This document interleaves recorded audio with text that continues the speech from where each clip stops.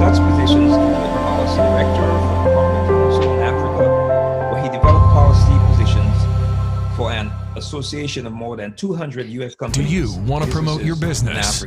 Do you want to talk about your nonprofit organization? Do you want to talk about your culture? Introducing the online web TV, Afrique Today. You can watch us live at the same time on 4 platforms: Facebook, YouTube, Twitter, and using the Afrique Today app. Download our app today for Android or Apple. Promote your business today. For more information, go to www.afriquetoday.com. Afrique Today, the best of digital TV.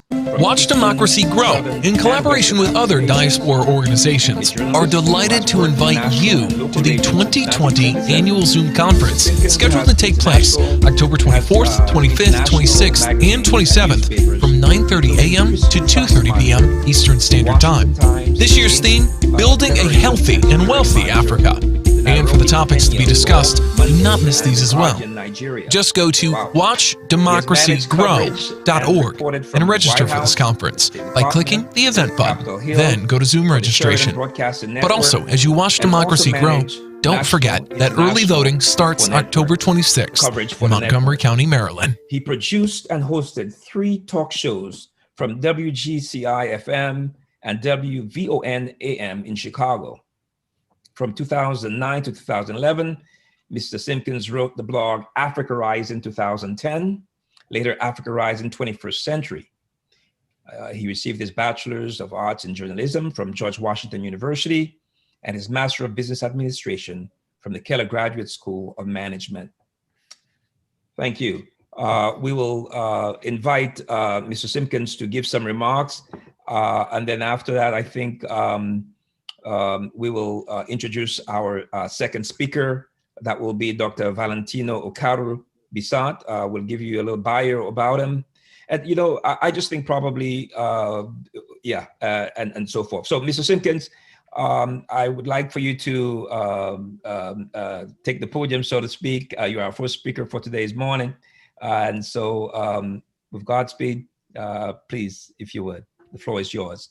I just want to say to everyone, of course, you'll be able to raise your hands.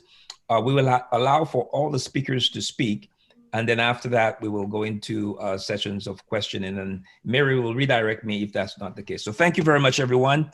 And perhaps, and if we could invite and just give him a round of applause, if you would, and invite him to, as I invite him to come and take the podium. Mr. Gregory Simpkins, thank you very much.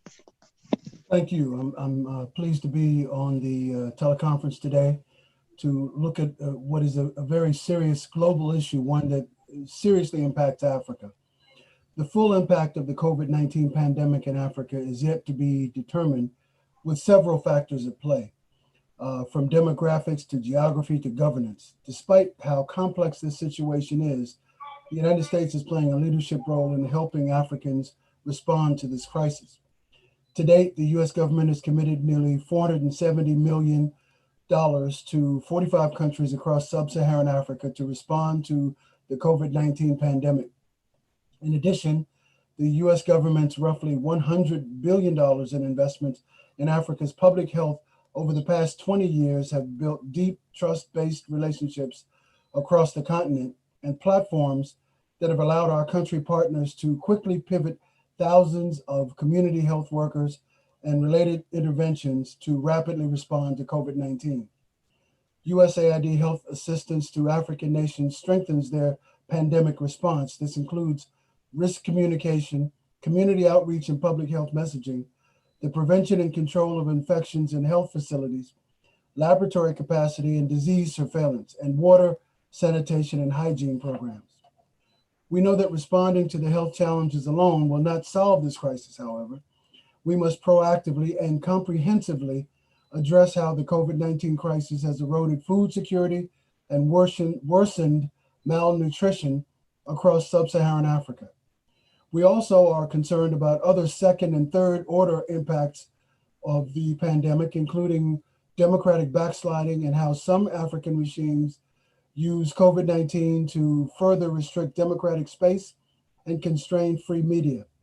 The overall economic impact of this outbreak, such as contraction of economies, and unemployment needs to be assessed and mitigation strategies implemented. One USAID partner, World Vision International, will expand its partnership with local communities to prevent exposure to COVID-19 and address secondary impacts like food security, violence against children, and access to education. World Vision International has committed to spending $350 million from its own private resources to scale up work with faith leaders. They will help leaders promote accurate information, educate their networks of congregants, and mobilize and train community health workers, reaching 72 million people over the next 18 months. But we're working on non-health assistance as well. We are leveraging supplemental funding and reprogramming existing resources to help our partners manage the social and economic impacts of COVID-19 on democratic and accountable governance and peace and security and stability, livelihoods and food security, and prepare for continued progress once the virus subsides. Programs in Africa are supporting increased access to distance education, providing cash assistance to vulnerable families, and bolstering local government and civil society response efforts, including efforts to counter misinformation and monitoring conflict dynamics. Additional humanitarian funding is focused on mitigating the risks of widespread transmission of COVID-19. This includes the disproportionate impacts of the pandemic on displaced populations and those affected by ongoing humanitarian crises, and ensuring continued delivery of humanitarian assistance and essential health services to crisis-affected populations. On trade, USAID is working through the latest federal trade initiative, Prosper Africa, and Prosper Africa combines the activities by 17 federal agencies, and its goal is to substantially increase US-Africa trade and investment based on 4 vectors: US exports to Africa, African exports to the US, US investment in Africa, and African investment in the US. The second vector, increasing African exports to the US, is currently covered under the African Growth and Opportunity Act, a 20-year-old US law designed to stimulate US-Africa trade by offering incentives for African exports to the United States. For 2 decades, AGOA has been a measure heavily favored by Congress and African governments and businesses. One of the main difficulties in increasing the availability of African exports to the US has been customs-related issues at US ports of entry and African countries' port of entry handling. Cumbersome bureaucratic rules unduly slow down cargo processing. One of the efforts that has been used to address this issue was a 2002 trade development mission that took officials from the Miami Seaport and Airport to Lagos, Nigeria, to meet with their counterparts. That relationship has continued, and such relationships offered the opportunity to streamline port of entry operations to make them more efficient, as well as enabling efforts to enhance security that would satisfy US regulations and minimize pilferage of goods. These are issues that stakeholders from the President's Advisory Council on Doing Business in Africa members to the National Association of Manufacturers to the African Union have cited as major impediments to US-Africa trade. There's a growing global consensus that efforts to reduce trade logistics costs have greater impact than further reductions in many tariff and non-tariff barriers could possibly yield. That is an approach the African Union is making through its Continental Free Trade Area initiative, which had intended to end or begin reducing tariffs in all African countries as of July 1st of this year, but of course the pandemic intervened. Achieving success in this area not only would increase the volume of imports from Africa, thus reducing costs to US consumers and growing jobs in Africa, but by growing US exports, this also would increase US job creation tied to trade. The World Trade Centers Association and USAID, on behalf of Prosper Africa, have confirmed a partnership to collaborate on trade development and related issues involving activities falling well within the World Trade Centers Association mandate and current member activity to start with. such as relating to the various ports of entry and major companies served by them, centered on Miami, Baltimore, and Philadelphia, all three areas where their affiliates are strong and forward-thinking, and cities where the existence or potential of flights and sea shipping involving African ports of entry is more likely and desirable. There already is great interest expressed at the ports of entry in those cities to explore expansion of U.S.-Africa trade. These trade development missions should include not only port and airport authorities, but also authorities responsible for foreign trade zones, state offices of international trade, agriculture trade offices, freight forwarders, and customs brokers, and to the extent possible, representatives of business associations. This likely is why the Miami mission I participated in nearly 20 years ago did not result in significant freeing of traffic through Lagos port of entry. Millions of dollars in cargo currently are stuck at the Lagos port, accruing demurrage charges. We currently are increasing our efforts to link small and medium enterprises in the United States, primarily diaspora businesses, with their counterparts in Africa. We participated in a teleconference with the African Women's Entrepreneurship Program, or AWEP, last Thursday. Since being established in 2010, AWEP has established more than 60 chapters across Africa, and over my long experience in working in Africa and on Africa issues, it has been confirmed for me that the estimate that women comprise 2/3 of the informal economy, which is itself about 2/3 of the typical African economy generally, are true. So involvement of women businesses is critical in advancing any country's economy. USAID's trade programming involves AWEP and diaspora business organizations, and it's based on two initiatives. First, the African Union requested our agency's help in connecting the diaspora business community and their African counterparts. Over the past 2 years, the AU has created and ratified the African Continental Free Trade Area and has visited the United States several times to explain how it could impact the diaspora. Our agency, in conjunction with the AU mission in Washington, has co-sponsored 2 diaspora business conferences. The first at the AU mission in Washington in November 2018, and the second in Baltimore, Maryland in February of this year. At the Baltimore conference, AU officials and several African embassies presented tremendous procurement opportunities to a gathering of more than 200 mostly diaspora participants. In order to facilitate the process of connecting the diaspora and Africa business communities, it was suggested by the AU through both the Commission on Trade and Industry and the Citizens and Diaspora Directorate that there should be 2 teleconference engagements. The first would be with US government entities that have focused on the diaspora, such as the USAID, of course, the US Department of Commerce, specifically the Minority Business Development Agency, the State Department, the Small Business Administration, and the US African Development Foundation. The second teleconference would be with diaspora business organizations. The USAID Africa Bureau has identified and communicated with 16 diaspora business organizations, and this list has been shared with the Commerce Department. USAID handles the international part of the diaspora Africa business linkage, while Commerce handles the domestic portion. In the past, the US government has tried to link small and medium enterprises in Africa with large US retailers such as JCPenney. But a better match would be with the African stores located in most malls in America that sell Africa clothing, foodstuffs, and artifacts every day. By identifying and aggregating these US buyers, African producers can not only more successfully target their production to consistent buyers, but they can scale up or down the number of US clients based on their production capacity. And conversely, these US buyers can shop among producers to identify the products they want in the quantities and at the prices they want. By sending goods to already identified buyers, prices to US consumers could be reduced, since the buyers wouldn't have to cover transportation costs to purchase the goods in country, and producers wouldn't have to fear perishable goods not making it to market promptly, or non-perishable goods sitting at the port for an extended period of time.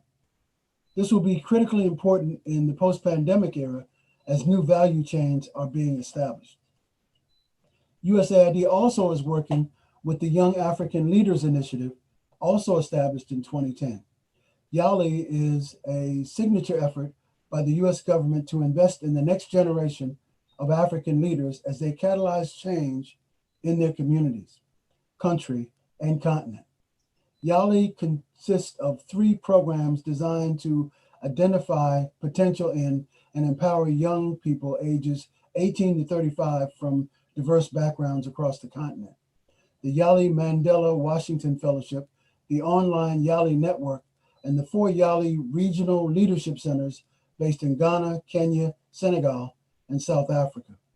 The YALI Regional Leadership Centers and Mandela Washington Fellowship programs provide experiential leadership training, support to build and expand networks, and encourage young Africans to harness their leadership potential in 3 distinct tracks: business and entrepreneurship, civic leadership, and public management.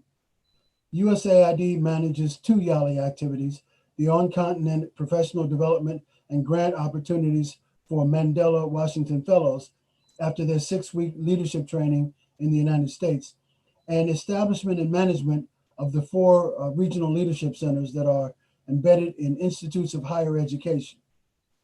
The RLCs also leverage resources from the private sector, including US and African companies. Through public-private partnerships, the model calls for the RLCs to become independent entities in the next few years. More than 20,000 people have graduated through the Mandela Washington Fellowship and the Regional Learning Center programs to date, and more than 650,000 members belong to the YALI network, the virtual online community. Even with the significant economic trends on the African continent, there's room for growth and more partnerships between the US and the African continent. However, the gap in information for international investors remains one of the principal barriers to large-scale private capital flows into sub-Saharan Africa. This is especially true for US companies. Maintaining an engaged, collaborative YALI alumni network is therefore crucial to addressing these barriers. The business environment in Africa is generally unknown to US companies, and tools available to support businesses are not well coordinated across the US government. US business groups, such as the President's Advisory Council on Doing Business in Africa, understand the value proposition of YALI and want to find ways to incorporate the YALI private sector graduates in their operations as consultants, subcontractors, or employees. One of YALI's most significant impacts has been the multiplier effect, resulting from alumni returning to their communities, sharing knowledge, and espousing American values of community service and ethical leadership. YALI alumni have the capacity to create opportunities for Africans in US businesses by establishing a transfer of skills, knowledge, and helping create new opportunities for collaboration and partnerships. The COVID-19 pandemic has brought economic havoc to Africa.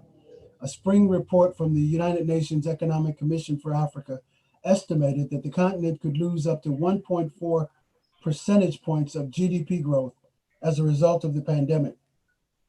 Perhaps a much too conservative figure, given the massive destruction of trade and economic activity around the world. Already hit by the crash in oil prices, African countries, including Angola and Nigeria, that heavily depend on the export of oil, could together lose up to $65 billion in income. Additional health spending on the pandemic is expected to reach $10.6 billion across Africa.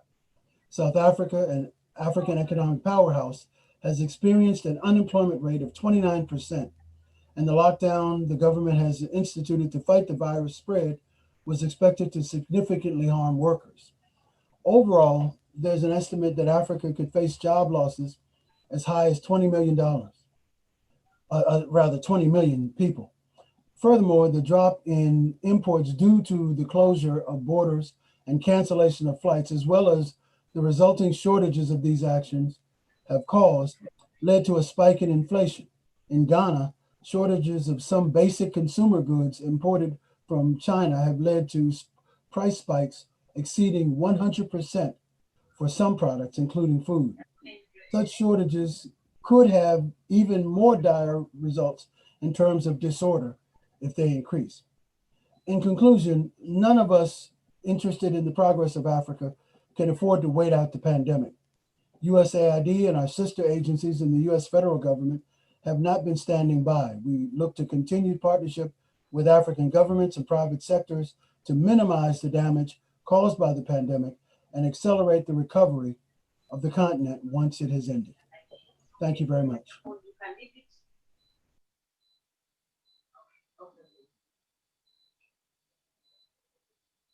You're still muted, Eric. Thank you very much for a very thorough presentation there. Lots of questions come to mind. I know we will wait until the second speaker has spoken. So please join me in welcoming Dr. Valentina Okaru-Bisant. He's a US and Nigerian attorney and CEO for the Afro-Cosmo Development Impact LLC in Maryland, an adjunct professor at Catholic University. Dr.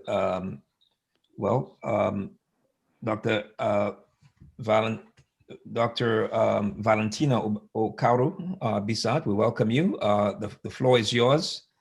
Let's see, is Dr. Okaru-Bisant?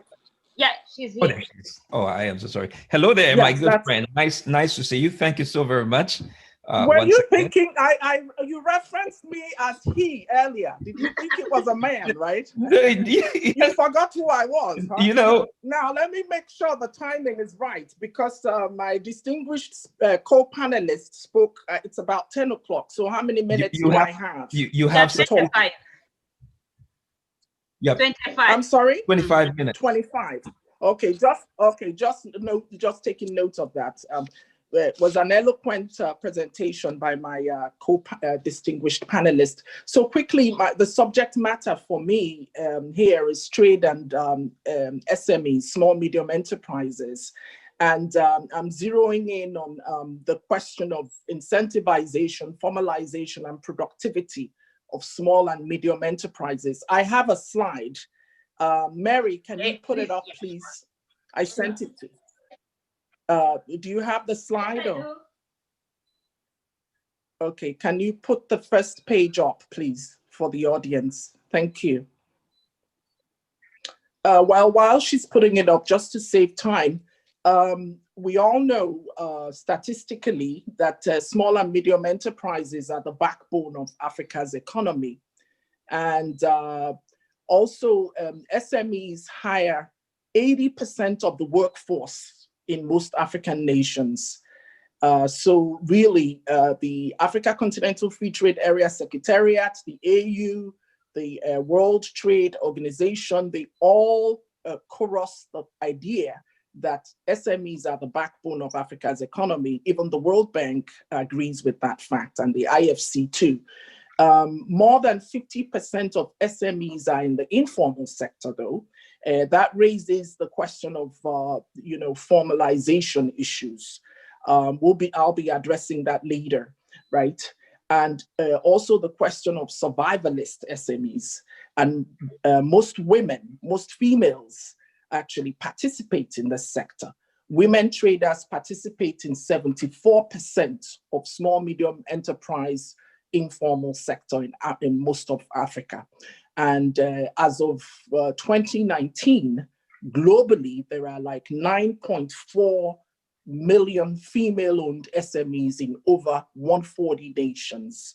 But Africa is the African continent is the only continent where more women than men are entrepreneurs. So this is a very critical sector for women, really, and for building capacity. But I'll discuss that later. Now, Mary, do you have the slide, or you're having trouble putting it up? 1 moment, please. You can continue. 1 moment, please. Okay, that's all right. That's all right.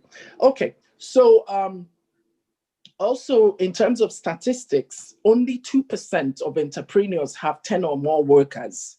So this raises the question of scaling up and also economies of scale for this sector, right? And that also tells us that 98% of entrepreneurs entrepreneurs have 10 or less workers. So that raises the question of fragility of people that work in this sector.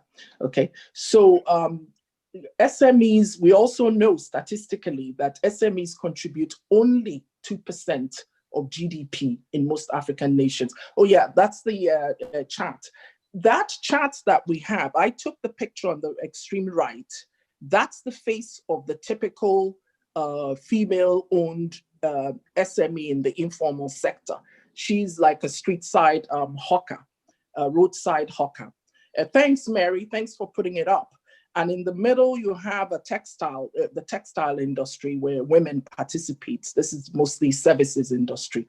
I think I mentioned, I'm not sure if I did, but I want to rub it in, that more than 50% of SMEs or workers in the SME sector work in the services industry, while only 8% of SMEs are in the manufacturing sector.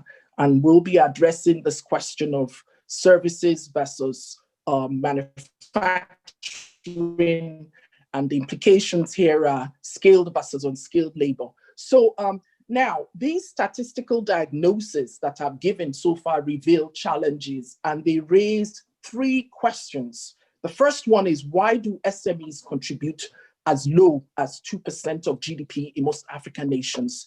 And the reason, as I mentioned earlier, more than 50% of SMEs are in the informal sector. Therefore, governments are unable to capture revenues from them because they exist pluralistically with governments, right? So this creates an opportunity to incentivize those SMEs to formalize, especially female-owned SMEs and SMEs that are youth, young females. Because what happens if you don't incentivize them to formalize, or if you don't help them, they become, fragile in terms of their earning capacity. Their jobs are really very dicey, you see. And the second question I have regarding that is, why are there more SMEs working in the services sector than in the manufacturing sector? The reason is very simple. It's because unlike the manufacturing sector, the service sector can hire unskilled labor. And this is partly why the service sector in most African nations is considered unproductive, you see. And not only is it economically not very viable in terms of long-term sustainability for the people that work in that sector, but it's also quite unproductive. This also creates an opportunity to incentivize those SMEs to be productive. Now, the third question here is, what is the impact of COVID-19 lockdown on the survivalist SMEs, and what are possible opportunities of the 2019 AfriqueToday? Now, thank you. Oh, wow, Mary, good job. You switched to that. So really, to give you a real overview on AfriqueToday, the Africa Continental Free Trade Area came into force, of course, last year, 2019. And of course, as of 2020, only 54 nations of the 55, Eritrea has, of course, not signed it. 54 have signed. And of course, only 28 nations have ratified it.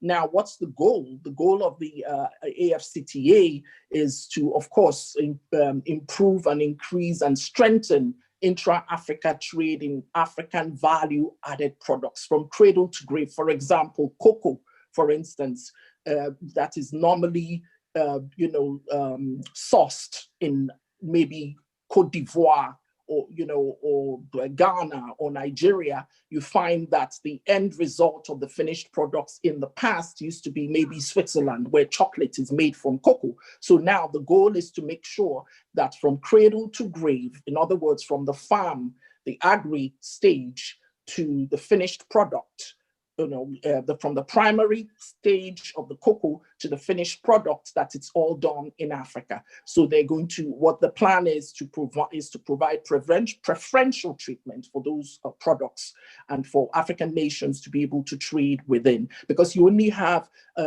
intra-Africa trade so far is about 15 to 17%, as opposed to trade between African nations and Western nations, or between Africa and China. So that's a very critical. Can we switch to the next slide, please? Yeah, slide 2 or slide 3, please. Yeah. So really, moving on, when we talk about the challenges of COVID-19 and what it has done, the limited supply chains have worsened the plight of survivalist and opportunist SMEs because, of course, there are protectionist policies that have undermined exportation of food and medical supplies to Africa, so or most African nations. So this is a challenge, but at the same time, I believe it's also an opportunity. It has created the COVID-19 lockdown and pandemic, even though it's created this challenge, has also created an opportunity for private and public sector in AfCTA member nations to promote and implement incentivization, formalization, and productivity measures for SMEs in food, medical supply chain, and beyond. Now, what are those measures quickly? Because I want to make sure I keep to my time.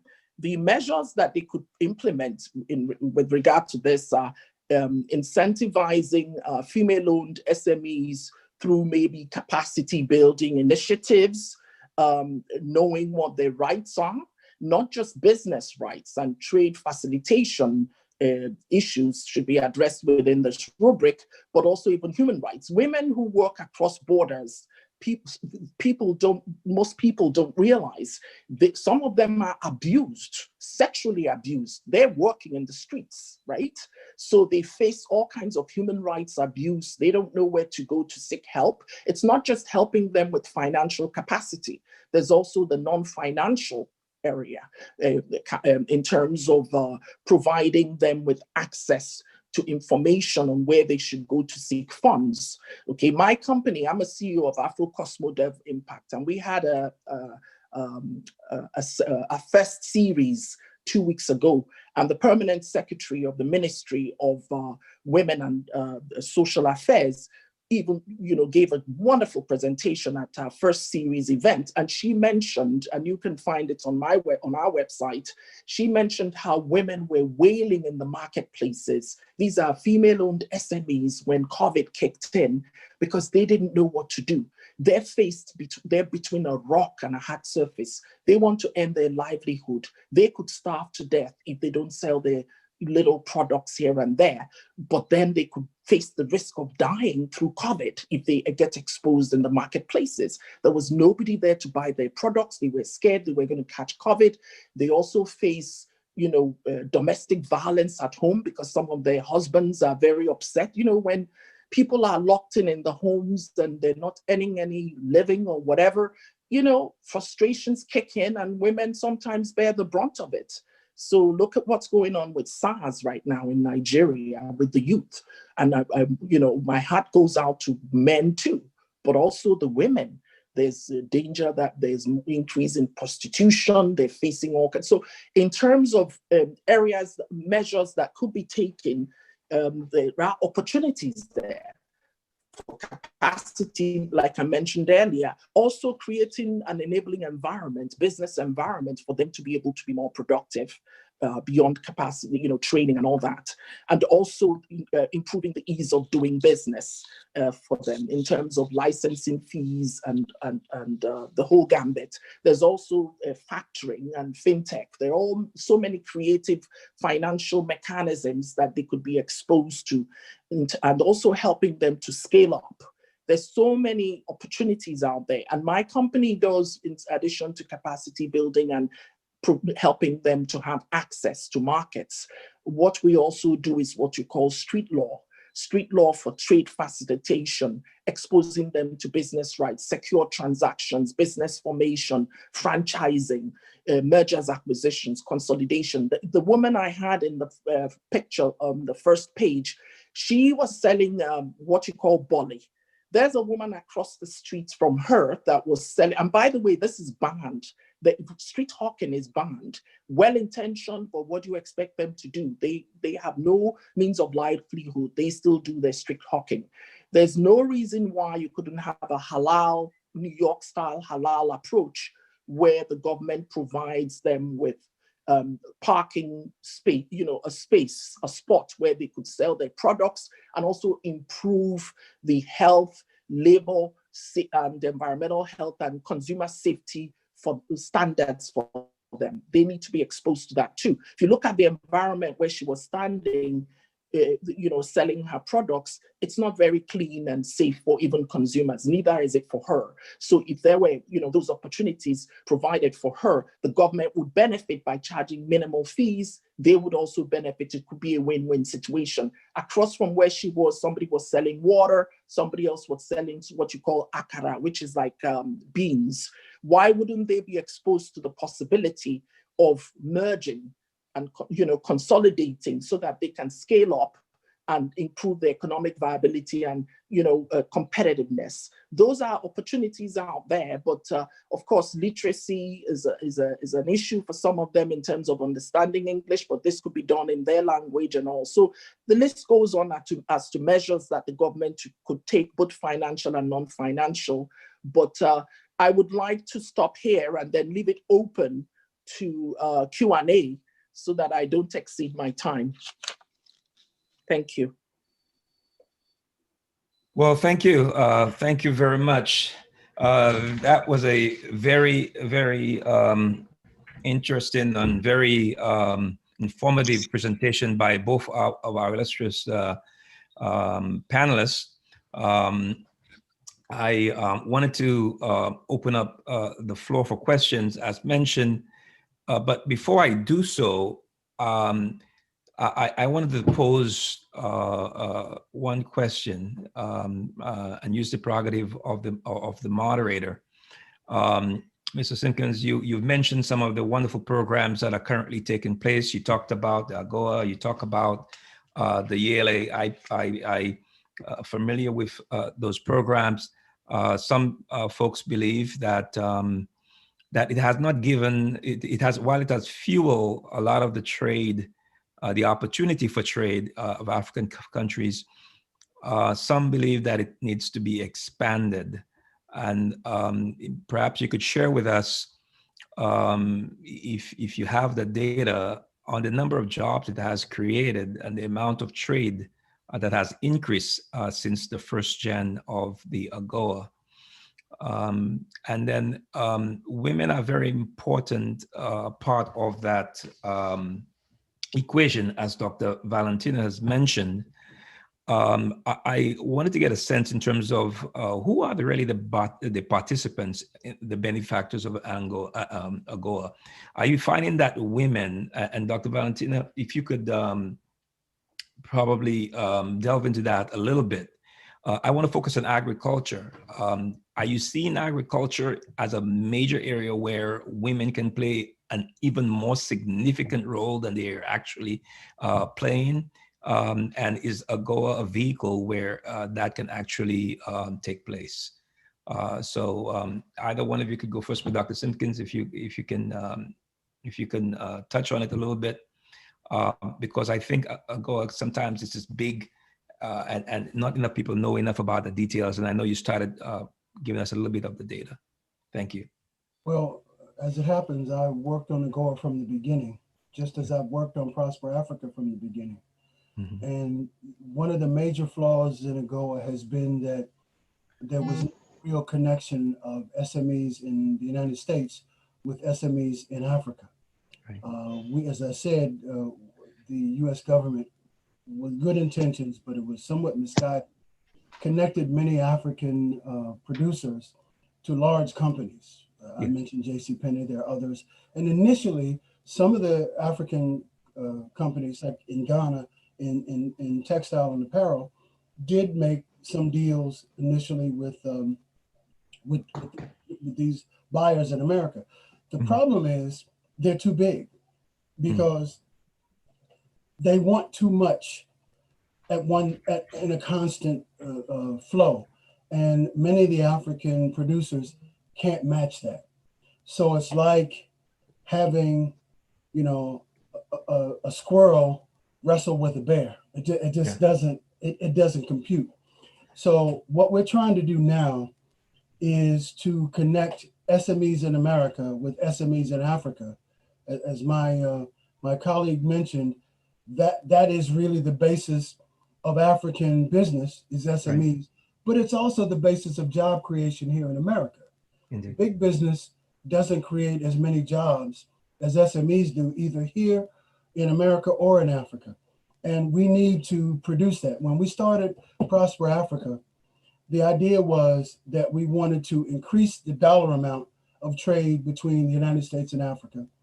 We wanted to increase the number of companies involved, but we also wanted to increase the number of jobs created in America and in Africa. We have a metric in the United States which says that for every $1 billion in exports, it creates about 5.5 million jobs in America. Right. Mm-hmm. So we'd like to be able to keep that up. But the thing is that AGOA is in some ways one-sided. Under the World Trade Organization rules, the only way that a developed country can provide the benefits like under AGOA to developing countries is that we do it without demanding reciprocal benefits for ourselves. Wow. So that meant that a lot of American companies, the bigger ones, didn't see a lot of value in pressing to participate in AGOA. Now, they still do trade, of course, but for a long time, the extractive industries, mining, oil, were the ones who dominated AGOA. Now you're seeing more manufacturing jobs being created, and that's great. But in order for that to happen and be sustainable, you need SME buyers here. You know, the shirt I'm wearing has African accents on it. You know, people like me wear them. There actually are a lot of white people who've worked in Africa who wear them. There may be even others who've never been to Africa who might wear them. But if you're counting on the big stores to sell this every day, you're out of luck. You need the stores that sell them consistently. And again, you're talking about small business. Maybe that small business in Africa can supply one store, and that's fine. But maybe they can build up to 5 or 10 or 15 stores. What we're working on now in our import strategy is to enable them to do that. Right now, AWEP is in discussions with the African Merchants Association about being able to establish a relationship where there's an identifiable pool of producers in Africa and an identifiable pool of buyers in America that you can match. And USAID is working on a virtual deal room so that the deals can be shepherded through.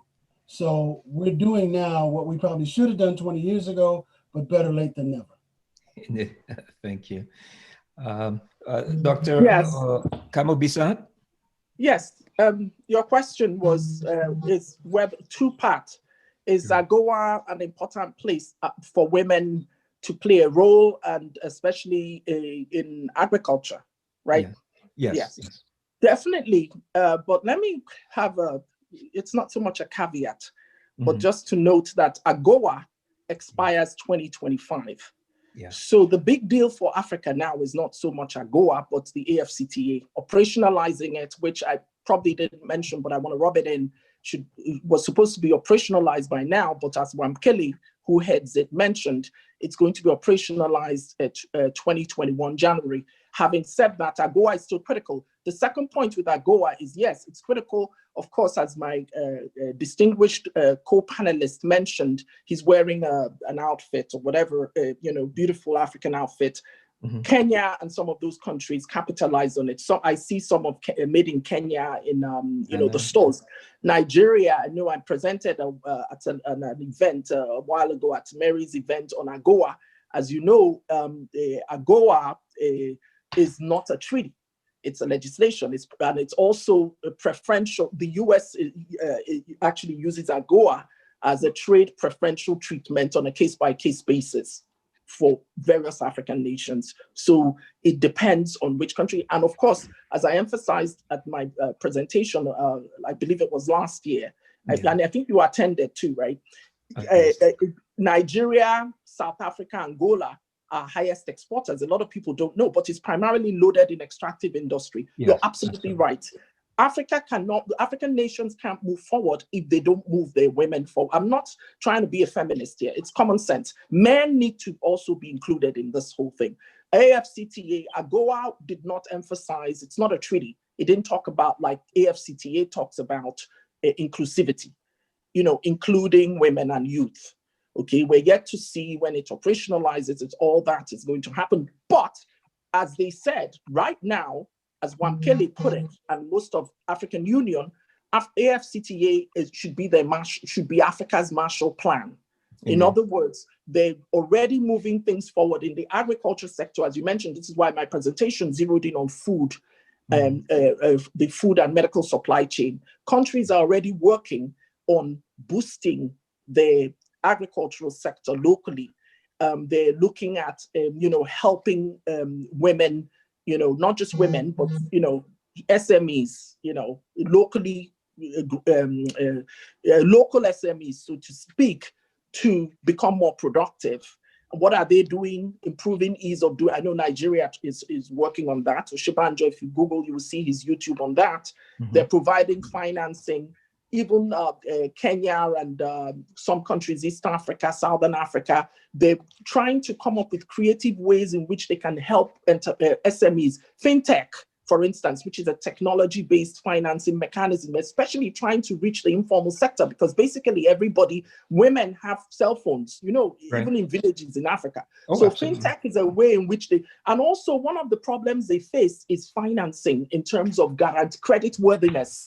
Women some of them don't own land, they don't own anything. So they're exploring different creative ways. People, we have extended family philanthropy in Nigeria and Kenya and, all of, Rwanda, wherever you go in Africa, West Africa, East, South, that's something. So if you have a rich relative, could they be your guarantor? Could they be guarantor for a bank loan if you don't have? There's also factoring, but factoring has kicked off in some parts of Southern and East Africa. It hasn't kicked off in, say, Nigeria a little bit, but not all of Africa. They're getting there, you see. There are non-financial ways. How about affordable infrastructure? Because you talk about agribusiness. The event I had, the first series of my AfroCosmo event forum, we had 2 SMEs and they were in the food industry. The guy who produces his Dundu Nation, he's the first franchise in Nigeria, Nigerian-owned franchise, because we have one that's South African, and a woman who owns a franchise that, it's not yet a franchise, but she's trying to turn it into one. She runs what you call luscious chocolate. So she's producing from cradle to grave. So you're right. AGOA has not, most countries, SMEs are not aware either, as my brother mentioned, USAID, they're working on it. That's why they have, I think they have a hub, right? And I believe they did move from Ghana to Nigeria. Correct me, my colleague, if I'm wrong. It is Nigeria. Yes, exactly. So they're trying to bring, because access to information and knowledge is also critical. So AGOA is still relevant, but let's bear in mind it expires 2025. African nations, in fact, right now with the FTA, because you have the Kenya-US FTA currently being negotiated, right? The US and Kenya, there is a bilateral trade agreement, free trade agreement. So the country, the US under Trump administration is zeroing in on next measures. Now, FTA, is there going to be another country after Kenya? Or is the US going to negotiate as a bloc with the AU, the African, the AfCTA as a unit? So that's another issue. But we all agree that the US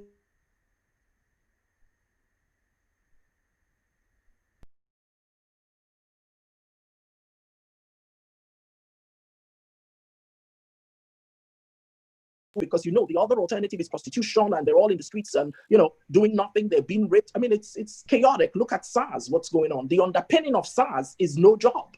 Period. It's unemployment. It's critical. It's all over the world. Because while we're talking about globalization, the SMEs are left behind, especially what I call the survivalist SMEs, and women are the crux of domination in that sector, in that informal sector. So you're right. There's room for tapping into, encouraging women to have access, but a lot of knowledge needs to be impacted on them in terms of where to go. It's too complicated for them, I think, the process.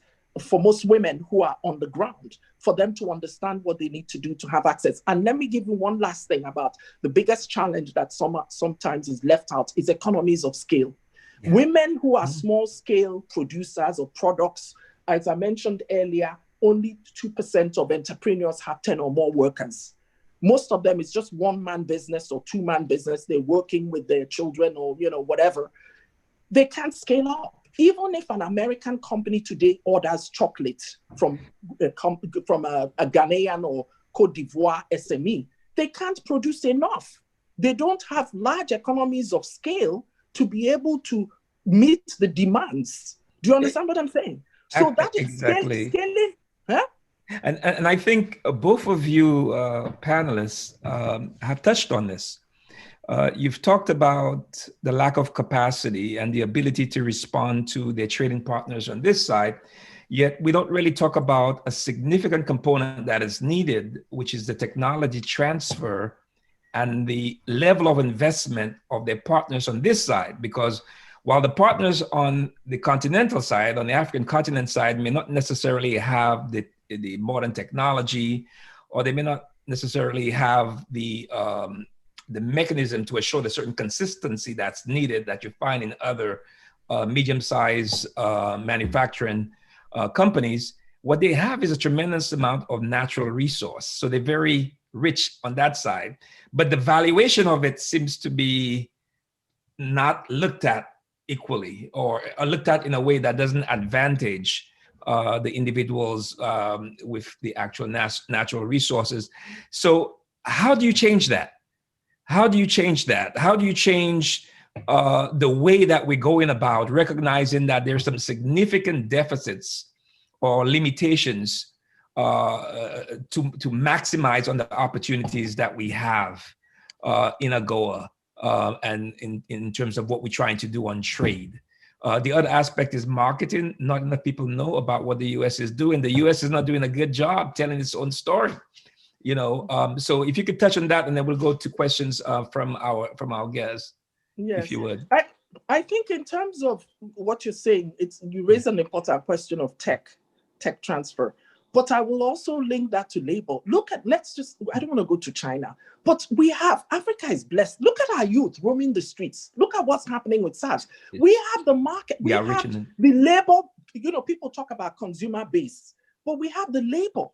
Because labor is, factors of production is not only infrastructure, as you mentioned, technology is critical, affordable infrastructure is critical, but one of it too, and land, that's not a problem. Government can provide that in terms of providing that, but capitalize it, I don't know, that part of it, of land, of labor, because this is where the large economies of scale factors in. Why is it that China, they have a lot of factories and they have a lot of people working? We complain about, they pay them $1 a day or whatever. It's a benevolent dictatorship, right? Mm-hmm. But I'm not proposing we have a benevolent dictatorship where they're flogging you almost like a slave to work for little, for companies to be able to produce. But like I said, even if we were able to come up, USAID, whatever, they came up with buyers for African products, logistically, they will not meet the demands. It's very hard because you don't have a lot of factories that hire a lot of people that capitalize on the labor. Why? And you raise an important question. Vocational education and training is frowned upon in Africa. Let's face it. Mm-hmm. My brother, you and I know, maybe you tell, I don't know how many kids you have, but most Africans tell their kids, you have to be a doctor, a lawyer, or a scientist. Yeah. Nobody wants to be a farmer or a factory worker. It's frowned upon. Yeah.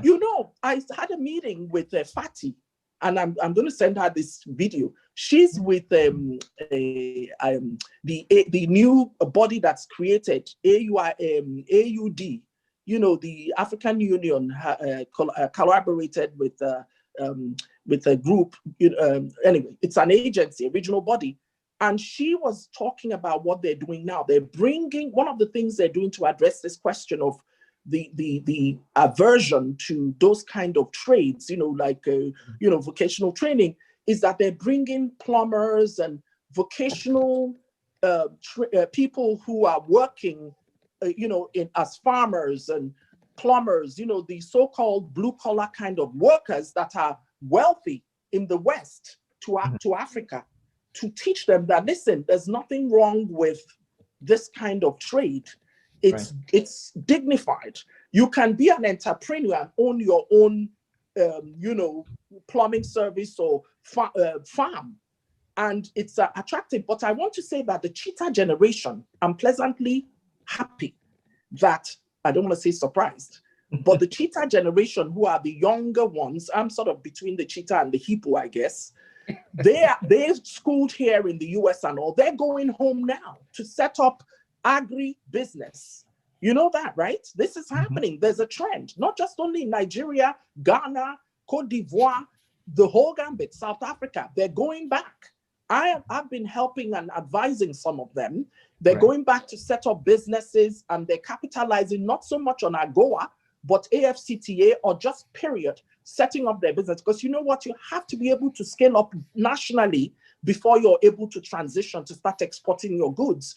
But it's a good thing. I love the idea of AGOA. I love the idea of joint ventures, which is another answer to your question, between an SME in Africa and an SME here. There's no reason why it shouldn't be happening a lot more. But like we were discussing earlier, it's about information getting out there. It's about breaking the ice, breaking all the barriers to, Dr. Valentina, I love the energy. You're answering a lot of questions, but you're also raising a lot of questions as well. And that's the dynamics of it. So good.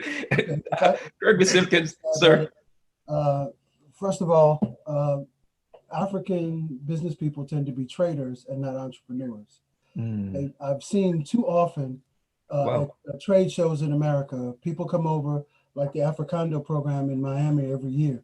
They bring dresses, jewelry, whatever, and they sell what they can sell at the trade show, and either they leave it with somebody hoping they can sell, or they take it back home.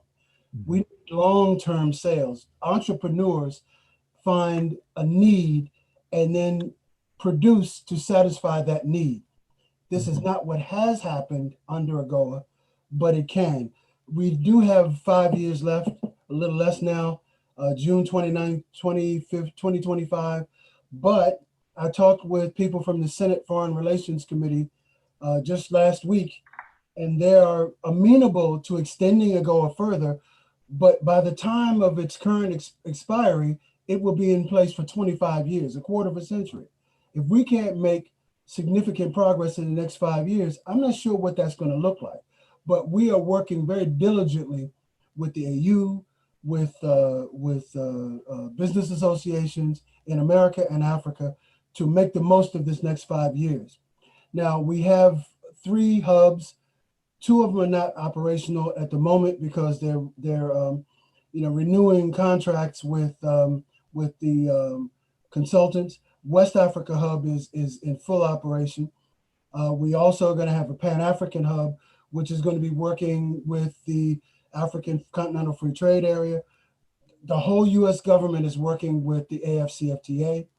That is one of the parallel efforts we're making in trade, along with AGOA and Prosper Africa. So they're all working in concert. In terms of providing technical assistance, OIC International, the Opportunities Industrialization Centers International, which was founded decades ago by the late Reverend Leon Sullivan, training people on the continent for decades now. I mean, they've been training them in solar repair and hospitality. So there is vocational education. It just may not be in schools. YALI, as I mentioned earlier, there are hundreds of thousands of YALI graduates who go back and they start businesses or expand businesses. So things are happening. It's just, we need to keep at it. So I think that that there are things that are happening, and neither AGOA nor Prosper Africa nor the AfCFTA are in conflict with one another. They're all on parallel tracks, and we're all collaborating with one another. This is my last YALI group, and we're very fortunate to have welcomed some of them at the Organization of American States. And I must tell you that, as you know, the Organization of American States is one of the oldest, actually, governmental organization, older than predates the United Nations. And they were surprised to meet a number of African professionals Of course, some of them lawyers, doctors, as you said, and academicians and what have you. And one of the young ladies, of course, was from Mozambique and was speaking Portuguese. And a colleague from Brazil, he said he had never seen a Black person speak Portuguese. Now, of course, you and I both know in Brazil, they have more people of African descent than even the United States. I was very put aback or surprised by that. So, Mary, I don't know if you have, if you could take just one or two questions from our participants. Either they could enter it, I think, in the chat, or you could, they could simply be unmuted. So if anyone would like to ask a question, I know we have the great senator from Angola. I mean, from the DRC, Democratic Republic of Congo. So in Congo, he is participating by cell phone. I'm not sure if he's able to hear very well. He's unmuted, but I'm hearing. Okay, good. Oh, you are hearing. Great. Yeah. The floor is yours, Senator. If you'd like to ask our panelists some questions. They talked about the different trade mechanisms that the U.S. have. And if you have any questions on what you've heard so far, please do so. You may ask the guest a question, if you would. No, at this point of time, I have no question, Eric. Thank you. Thank you. Thank you, Mary. Thank you. Okay. You're welcome. All right. Any more questions? If failing that, we'll probably just have. Can I just add something to what you both said earlier? Just one thing. Yes. The Yali you mentioned is actually the cheetah generation, and Yes.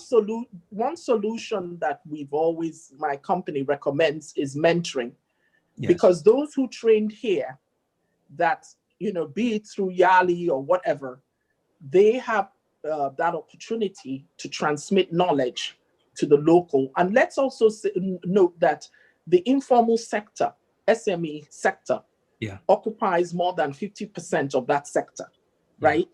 So, and most of those people in the informal sector are survivalists. And my brother, as he rightly said, my colleague, said that he said something about they're traders. Most of the SMEs are traders and not entrepreneurs. He made that interesting distinction that most people make about who's an entrepreneur, because really they consider themselves entrepreneur, but they're survivalist types. They're not opportunist type.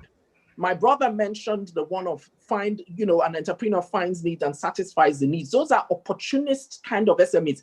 The SMEs that we're talking about, the entrepreneurs, are survivalists. They're doing it for survive, because they have no wherewithal. So there are two types. So my distinguished colleague mentioned that, but I want to note that they are entrepreneurs. But the only thing is that they're surviving. They don't have time to be seeking opportunity. May I add something? And I know Mr. Simpkins will may follow up with his own response. But I was recently in Kenya. I was in the Siaya region. Of course, I went throughout Nairobi and Mombasa and what have you. But I was in the Siaya area. This is where actually President Obama's father is from. And I went to a local market. I observed that so many of the vendors were selling the same things. And I was asking the question, I was like, well, what makes them think, they'll get the outcome that they desire in terms of profit margin if everyone is selling, because they all are gonna undersell the other in terms of competition. So I asked the question, I don't see a bakery around. Is there a bakery? And they looked at me like, well, no one would buy bread.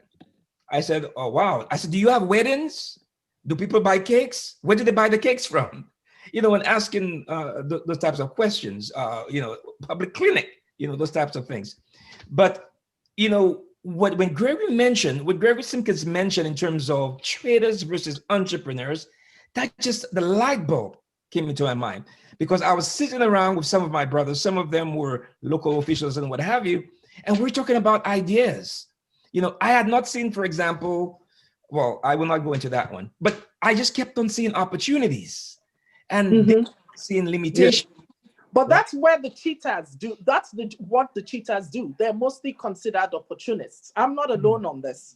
Yes. Chitonje, Hammond, that's what we call it. We call them opportunists versus survivalists. That's why you find that's why they need training. That's why they need some information. I didn't get exposed to that. What I've been exposed to when I go to the marketplaces, the informal sector, is that they're actually selling different things. And what clicks in my head is, can they just merge to scale up? You know, like the woman I showed you, one selling plantain, the other one selling puff-puff, the other one selling water. You see, they don't have an opportunist mentality. They have a survivalist mentality. That's why, as my brother rightly said, they give stuff to somebody to sell. They don't really care. Just give me anything. If you give them your shirt, you dash them your shirt, maybe you went home, they will sell it. They need money. These are survivalist SMEs. That's what they're called. They're not opportunists. They're not looking for where the opportunity is. They can't afford to. If that woman, if she doesn't sell anything that day, she has no food to eat. Yeah, that's the question. Let me. Sorry, go ahead. The thing is this: that is quite true. There are a lot of micro enterprises. The couple of the pictures that you showed, Professor, are people who are micro entrepreneurs. The women in AWEP are not micro entrepreneurs. They are entrepreneurs. They do see opportunities. They are larger businesses. Some of them are millionaires. These are not all small. There are people who make, in fact, there are billionaires on the continent of Africa. Now, of course, that's why they're called opportunists. Phony capitalists, but absolutely. Some of them are actually very thoughtful people who are, you mentioned the young people. I went to an African Diaspora Forum conference earlier this year in California, and there were several very innovative companies created among the young people, but the older people aren't really all just... That's why we call them opportunists. They are the opportunist small, medium enterprise, what they call the micro, small, medium enterprises. You have different categories. The opportunist ones who are, you know, sort of doing well, and the survivalist ones. But unfortunately for Africa, most of them are survivalists. Most of the small, medium enterprises, because they look at them in the streets right now with SARS, not just in Nigeria. They comprise more than 50%. The survivalist ones are in the informal sector. In fact, I mentioned when I was talking, I want to rub it in. Do you know that the SMEs contribute only 2% of GDP? And that's because then the government doesn't capture that group. Yes, you're right. Absolutely. There are many wealthy, I mean, Dangote, you know, the definition of SME in Africa, I would talk most of Africa, not just Nigeria, is not numbers. You could be a one-man business, but it's also capital.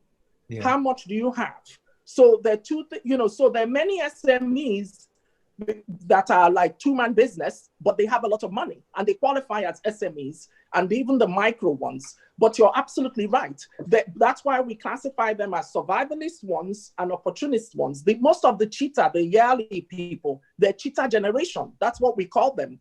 The economists, law and economists call them cheetah generation because they're very, you know, dynamic, opportunist. I know some of them. I mentor a lot of them. They go back. There's one in Ondo State now trying to do an agri-business processing thing, you know. So it's wonderful that they're doing that. But there should be a network where they mentor those, you know, enterprising survivalist SMEs so that they can also learn to scale up, because that woman is not a dumb lady.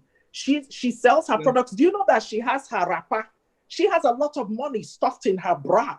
And don't tell her secrets. Don't tell her secrets. No. Let me ask you. Did you know Nigeria? I'll tell you this quickly. On the border of Niger, Benin to Nigeria, when AfCTA kicked in, just before, Nigeria had a well-meaning purpose because of deflection, which we didn't talk about when we were discussing this, the impact on SMEs of opening up borders, because they don't have large economies of scale. This lady had her rice in her bra, in her socks. The you Google it, you will see. The customs man stopped her on the border trying to cross over from Benin. Nigeria was well-meaning because they thought, you know, most of the products are coming from China. That's called deflection, through Benin in. So they're like, no, you can't dump. It's called dumping all these products into Nigeria and reduce, you know, the cost of, you know, whatever, selling products for our local people. Do you know that the customs man knew her secret? He took the thing from the bra and she's like going by. He said, no, You can't cross over. You have some in your socks. So they hide things. These are survivalists, you know, and they need a lot of knowledge. They don't even have any clue what's going on with AGOA. They have no clue what's going on with AFCTA, but some countries have done better than others in letting them have access to knowledge. Knowledge is so important. Absolutely. Not for the cheetah are fine, but the survivalists are the ones that really. I tell you, I know Benin quite well. I spent about 2 years in Cotonou, Benin, with Africare. I was very happy to be there, and you're absolutely right. The entrepreneurs there, the survivalists, whatever you want to call them, oh boy. And the port that has opened up there, it's pretty good. But let me ask you a question though, because is there a role for Black businesses in the US and in the diaspora to help mitigate some of the life cycle of technology transfer, or to partner with some of our brothers on the ground on the continent? I hear it from businessmen on the continent who also say, when we need human resources, when we need technology, we go to Europe or we go to some of our other partners. We don't know what Black businesses are doing. We don't know what the capabilities are. We don't know how to access them. And they're basically asking basically more support in being more knowledgeable about what Black businesses have to offer. Have you encountered this? Yes. I'll leave it to both. In the last 2 decades, I've been working on connecting the diaspora with their counterparts in Africa. And that's what I said earlier, the African Union has reached out to USAID to do this. And we've worked with our colleagues at the Minority Business Development Agency, in Commerce, Small Business Administration, the U.S. African Development Foundation, and State Department in being able to facilitate this. I mentioned that we're working with YALI and AWEP. We, as I said, have identified 16 diaspora business associations. I think that the African Merchants Association, which are primarily buyers of African products, wholesale and retail here in the United States, I'm hoping that they can come to some agreement with AWEP first, and then other business associations on the continent to buy African products. These are ready buyers. These are not people who think they want to do it. They do this now to make this, to expand it. As for the technology, I know that the organizations like the U.S. Black Chamber of Commerce are opening chambers in all over Africa. I know that the U.S. Chamber has American Chambers of Commerce. They tend to be big business, but that doesn't mean that there isn't a place for smaller businesses as well. And I know in Prosper Africa, we're trying to support them in what they're doing. In the World Trade Centers Association is opening World Trade Centers across Africa as well. All of this is to help to provide skills transfer, technology transfer, but also identify obstacles to trade and work to remove them, or at the very least minimize them. So yes, there is a hunger among the diaspora to connect with Africa. There has been for a long time. In fact, 100 years ago, Marcus Garvey sent a group with money, equipment, and expertise to Liberia, but some unscrupulous people in the United States worked with the US government at that time to spread the lie that the Garvey people were criminals, and their money and equipment were seized, and they were deported back to the United States. Wow. But if you recall, in Ghana, they had the Black Star. Yes. That came from Garvey. The Black Star Line was going to be a shipping company from the United States to Africa. It was ended because somebody created a setup and were able to show that, oh, well, this share is fraudulent, and they put Garvey in jail and they closed the. We as a people have been forward thinking, but we've been handicapped by people who wanted to prevent us from having the links that we are now determined to have between the diaspora and the United States. It will happen. We are going to do this time. Indeed. Yeah, just to add to that, my distinguished panelist mentioned, it's been talked about for a very long time. Even when I was at Stanford in the 90s, David Abernathy was always trying to do this. He said, we need to do this. But there's a lot of, bottlenecks. And let me just add, I agree with everything that my co-panelist has said, but let me just add one more thing. When people talk about opportunity meets preparedness, that's important. But most importantly, opportunity here or wherever in Africa needs to meet the right connectivity. In other words, there's a lot of, politicking that goes on. And as my brother mentioned, big business is good. And they're normally the targets for these joint ventures or connections. When you talk about trade associations or whatever is set up, the challenge for most people, if you want to match make SMEs with SMEs here, is what's the selection process? Do you have a selection criteria that you're using if you're going into a terrain in Africa that you don't really know very well, right? Mm-hmm. How do you really know who the true SMEs are? Who are you targeting, the opportunists or the survivalists, who really are the backbone? The survivalists are the backbone of Africa's economy. Because if you want to create wealth, not just job creation, but wealth, you better be targeting those people who are really at the grassroots. How do you bring them together? And when you go there, who do you know? Is it, I am the whatever, and let me bring my brother for this capacity building initiative? What's the selection criteria that we use when we decide that we're doing, matchmaking companies here with companies there?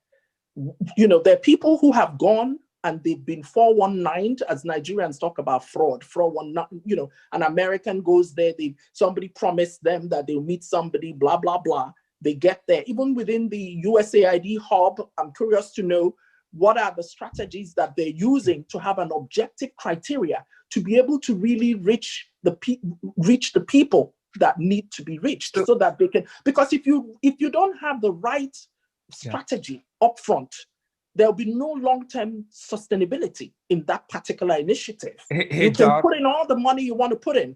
There's a lot of politicking that goes on in the process of matchmaking or derailing, so to speak. You know what I'm saying? Absolutely. Hey, Doc, let me add something, and maybe both of you can address this, because some time ago, maybe some 4 or 5 years ago, we had a trade and investment mission here, and we had a head of state, and a lot of resources had gone into putting this thing together. But as he took the keynote for the dinner that night, he said, "Gentlemen, let me be honest with you." He said, and he named his country. He said, "My country is not yet ready. It's not yet open for business." And the entire trade and investment, the theme was the name of his country, open for business. And what he talked about is the lack of a lack of partners on the other side, but he talked mostly about the environment, the business environment. It was not an enabling environment. Are we at a juncture where Africa, and of course, some of us who've traveled, who've lived, we know that there are different countries. You cannot just say the entire, but is the general environment ready for the type of business investment that we're trying to facilitate? We're working on that in Prosper Africa, an enabling environment. In fact, it has been an issue in AGOA since the beginning of AGOA. There's certain criteria that you have to meet to be able to participate in AGOA. And every year, the Office of the U.S. Trade Representative makes a determination on who's in, who's suspended. If you're suspended, there are certain steps that you have to take in order to be reinstated. That has happened over the years. There's some, however, who are not in AGOA. For example, Zimbabwe, do you know, has never been in AGOA, but it has maintained its position as a top trading partner in Africa for the United States through the generalized system of preferences. So there are a lot of ways to make money through AGOA, through GSP, through other means, but there's a disconnect in Africa between the private sector and the government. Here in America, we have evolved to a situation where we have councils where the private sector talks to the public sector, the government, about what the obstacles are. Here's what we're facing. Here's what you need to do.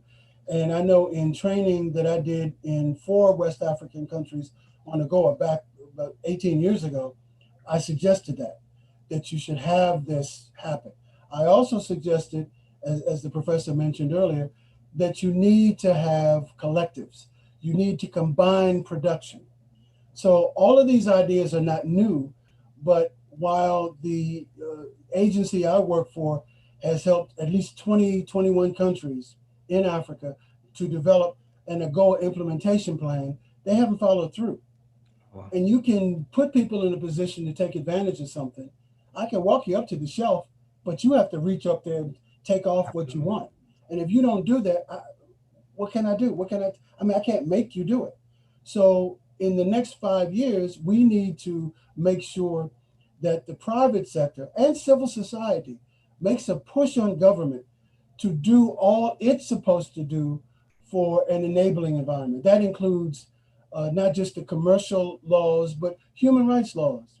There are companies that have had employees who were just arrested and you don't see them again because they're in the wrong political party, the wrong ethnic group, whatever it is. You can't have that. You can't have a court system where I'm in partnership with you in a country and you cheat me, I go to court. The judge is his brother. Or it takes you 5 years to resolve this. I'm not waiting that long. So these are things that have to be resolved in order for this to work. And we are working on it. We just had a discussion in the Prosper African Executive Secretariat, of which I'm a member, last week.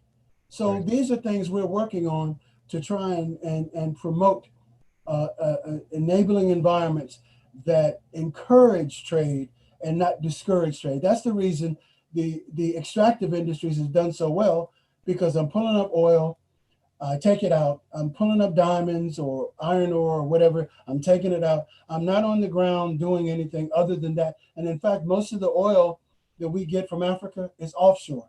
Yeah. Because it's safer.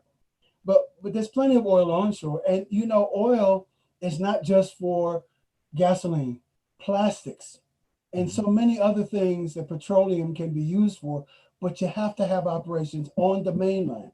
Look at Nigeria as one of the largest flarers of natural gas in the world. Natural gas can heat homes, it can power factories, but you have to put that to use. And people have to look at not just today, but tomorrow.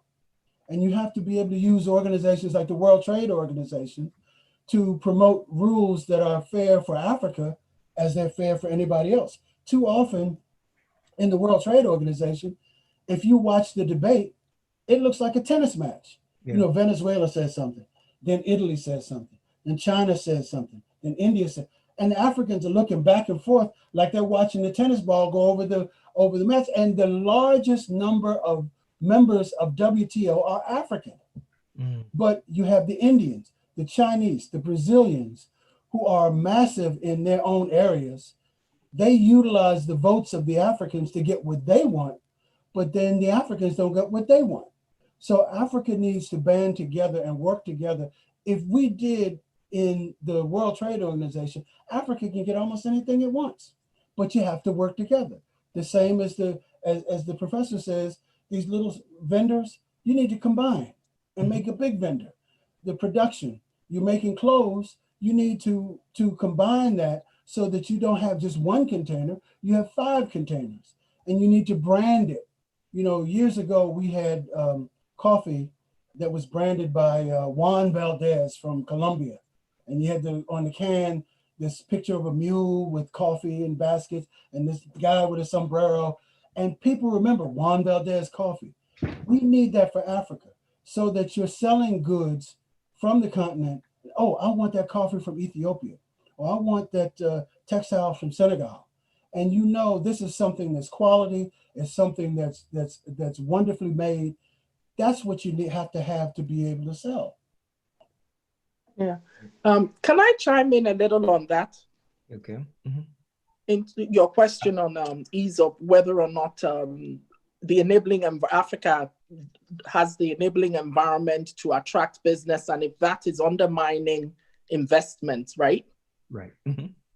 Well, in terms of enabling environment, that has been in the books and in the works for many, many years, I think, not just within the World Bank, but other regional bodies and bilateral organizations.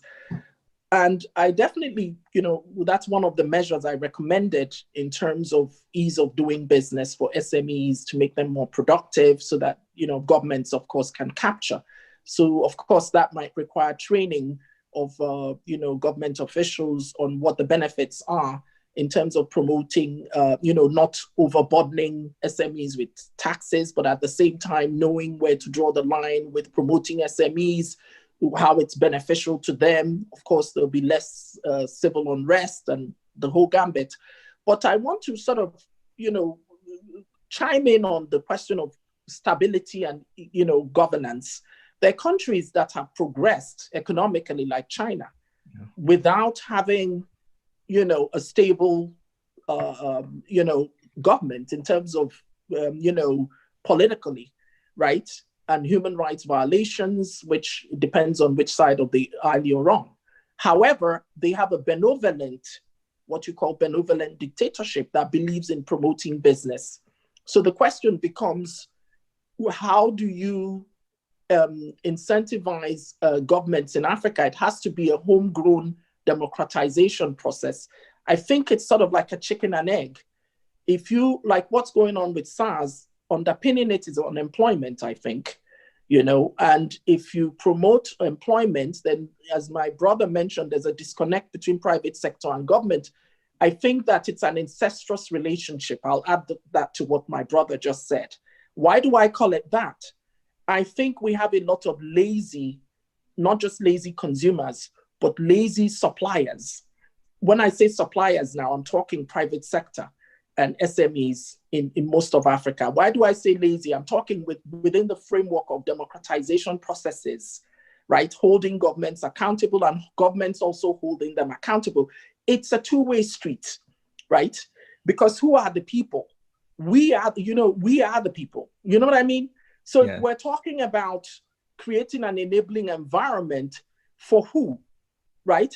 Why is it that SMEs are not really interested? The average entrepreneur, be it a big industry, what I call survivalist or opportunist, right? What's the deal there? You know what they benefit from? They don't pay taxes, especially those that are in the informal sector. And note that it's not just survivalists alone in the informal that do not pay, that sometimes don't pay their taxes. There are opportunist people who don't. So just move away from Africa for a second. We're all here. Those of us who are naturalized citizens, do we pay taxes to? Yes, we do, right? So why do we pay taxes? We pay taxes because we know we're going to get something. Our school systems will be run well, the roads will be cleaned and all blah, blah, blah. There's a breakdown in social contract between the constituents in most African nations and their government. It's a two-way street. You can't blame the government. When people say, oh, we have bad leadership, I say, you are the leadership. If you put, it's like, electing a drunk to be your class tutor. I talked to Mary about it. Mary's probably laughing because I've told her about my whole concept of democratizations processes and how they work. You can't tell me that, oh, geez, the government is not doing anything. Are you paying your taxes? If you pay taxes, then you want to know what they're doing with your money. You want to ensure that they create that enabling environment for you to function effectively. Look at Biden going to restaurants and small businesses, talking to them about making promises. That's the social contract he's making. It could be oral. It doesn't need to be written. I have given money to different campaigns here and there in the US, right? And they go from place to place talking to us. That's campaigning. And we pay taxes. So when you actually pay taxes, it's almost like you're a shareholder, but it's in the political process. Does that make sense? So I think that, am I making any sense? Absolutely. That's what I'm trying to tell you. I know I'm making sense. Well, the whole point of what I'm saying is this. There's need. I know when I worked at the World Bank in-house years ago, Mike Gann, God bless him, very smart economist, he kept talking about the need to establish some kind of social contract between the people and their governments, be it SMEs, whatever. If we have a good internal revenue generation process within most countries in Africa, where they don't rely on external bodies for grants and loans, but they rely on their people for taxes. Believe me, a lot is going to change. We talk about capital gains tax here. We talk about how SMEs, franchises, whatever, formalization processes are very critical to everything. If you're an SME and you're paying the government at the end, not overburdening you with tax, I'm not proposing that, but you're paying some licensing. Come on, if you paid for your space to sell your mini bolly or whatever you're selling, and you arrive that day, the government doesn't deliver, you're going to be upset. You're going to be worried about who the governor of that state is, because you're getting services that you're paying for. If you're evading tax, you're in the informal sector, you're doing your little stuff, you're not paying, and then you want the government to service you and you're talking about them being corrupt, you're also being corrupt by not doing what you're supposed to do. But it takes both. It takes educating the government too on not overburdening them with financially, but also, enforcing contracts. If they're joint ventures with foreign investors, make sure you deliver on your promise.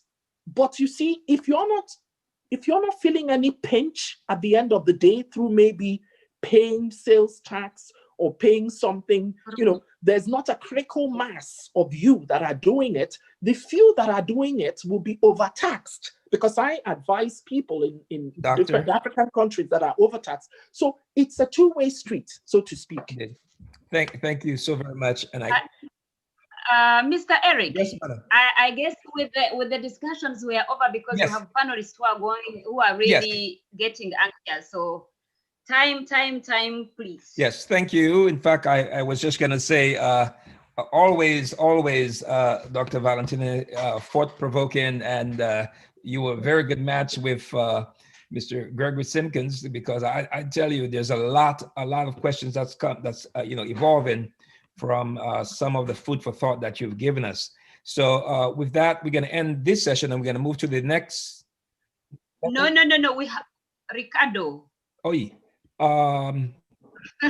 You enjoyed the discussions. Yeah, I think Ricardo is coming on at noon time, isn't it? No, he's supposed to be on this panel. It's an economic panel. Okay. Hold on one second. So can we leave now, or please? Thank you. We do appreciate, Doctor. Are we still here? Yeah, we are. If you want, you can be. We continue with it, but we just want to make sure that the next panels don't overlap, and people get kind of. That's why we. So you don't have any questions for us? No. Yeah, I saw there is something in the chat. Eric. Yes. Can I request that we get in the next speaker? Then after that, we can get the questions when they absolutely. Okay. Appreciate it. So I can just wait for the question after the speaker. Yeah, sure. Okay. Thank you so much, Dr. Val, and thank you so much, Mr. Gregory, for the wonderful discussion. This is an economically stimulating discussion that it is not easy to stop. Maybe we'll be having more of that, but we have additional panels that are going to balance what we are talking about today. Thank you. We have African Union aboard so far, so some of those questions, they can help us. We have other leadership on the next, so let's wind up on economic panel so that we give a chance to if you don't mind, I just, Mary, I just wanted to acknowledge that Ambassador Salah Ahmad is on. Welcome, bienvenue. And at some point we may be able to get some remarks. The next panel, next speaker, Mary, I'm a little confused with I apologize. Next speaker is Ricardo Cariari. Yes, I'm getting it. Our next speaker is Senior Director of Policy and Campaigns, Aldo Cagliari, who served as the director, as a senior advisor at the Intergovernmental Group of 24 on International Monetary Affairs and Development at the G24 from 2017 to 2020. Previously, he directed the Rethinking Bretton Woods project at the Washington, DC-based Center of Concern from 2000 to 2017. Through his career, he conducted policy research and advocacy on a broad range of microeconomic and sustainable development finance issues, such as debt, tax, private finance and investment, international financial architecture, financial regulation, and trade. Cagliari presented, organized, and facilitated seminars in more than 50 countries for governmental officials, academics, civil society, and the private sector. His writings are published in books, academic journals, and the media, including 5 books on linkages between trade, finance, and global liquidity. Cagliari pursued his master's level in economics and finance at GW and legal studies at the Washington College of Law, AU, my alma mater, where he was honored with the Outstanding Graduate Award. He earned his first degree in Argentina at the Universidad Nacional de Tucumán. So please join me in welcoming Mr. Cagliari. Hello to everybody. It's a pleasure to be here. Can I get some guidance on the time, because yes, I don't think we are counting on the initial time now. What should I try to go like for? May I interject there, please? You have 25 minutes accorded, and Eric, what we are going to stick on is to control the discussion. Let the panelists do, and then we allow discussions after. Otherwise, we'll total overlap and we'll have some distinguished speakers that we really don't want to hold for the whole day. Absolutely, absolutely. So we'll introduce the second speaker after Mr. Cagliari, and then we'll have discussions for about 5-10 minutes. All right. Okay. So the floor is yours. Thank you very much. Yeah, thank you. So the topic of my presentation is debt relief expansion and debt cancellation to boost infrastructure development in the continent. I have 3 main messages that I wanted to develop. One is, Africa faced and continues to face an infrastructure gap that has been made wider now with the COVID crisis. The second, that Africa won't be able to bridge this infrastructure gap without significant debt cancellation and relief. And the third, that a well-designed debt cancellation initiative can be an opportunity for development of that infrastructure in Africa. So on to the first one, Africa faced an infrastructure gap before the crisis started, the COVID crisis. And the COVID crisis will make meeting the infrastructure investment needs much more difficult. The gap was estimated by, there's a range of estimates of what the investment needed was to plug this gap, but it ranges between $50 and $90 billion a year. And what is happening now with the COVID crisis, so that was before the crisis, and now we have a contraction planned, projected for this year of 3% of growth in the continent.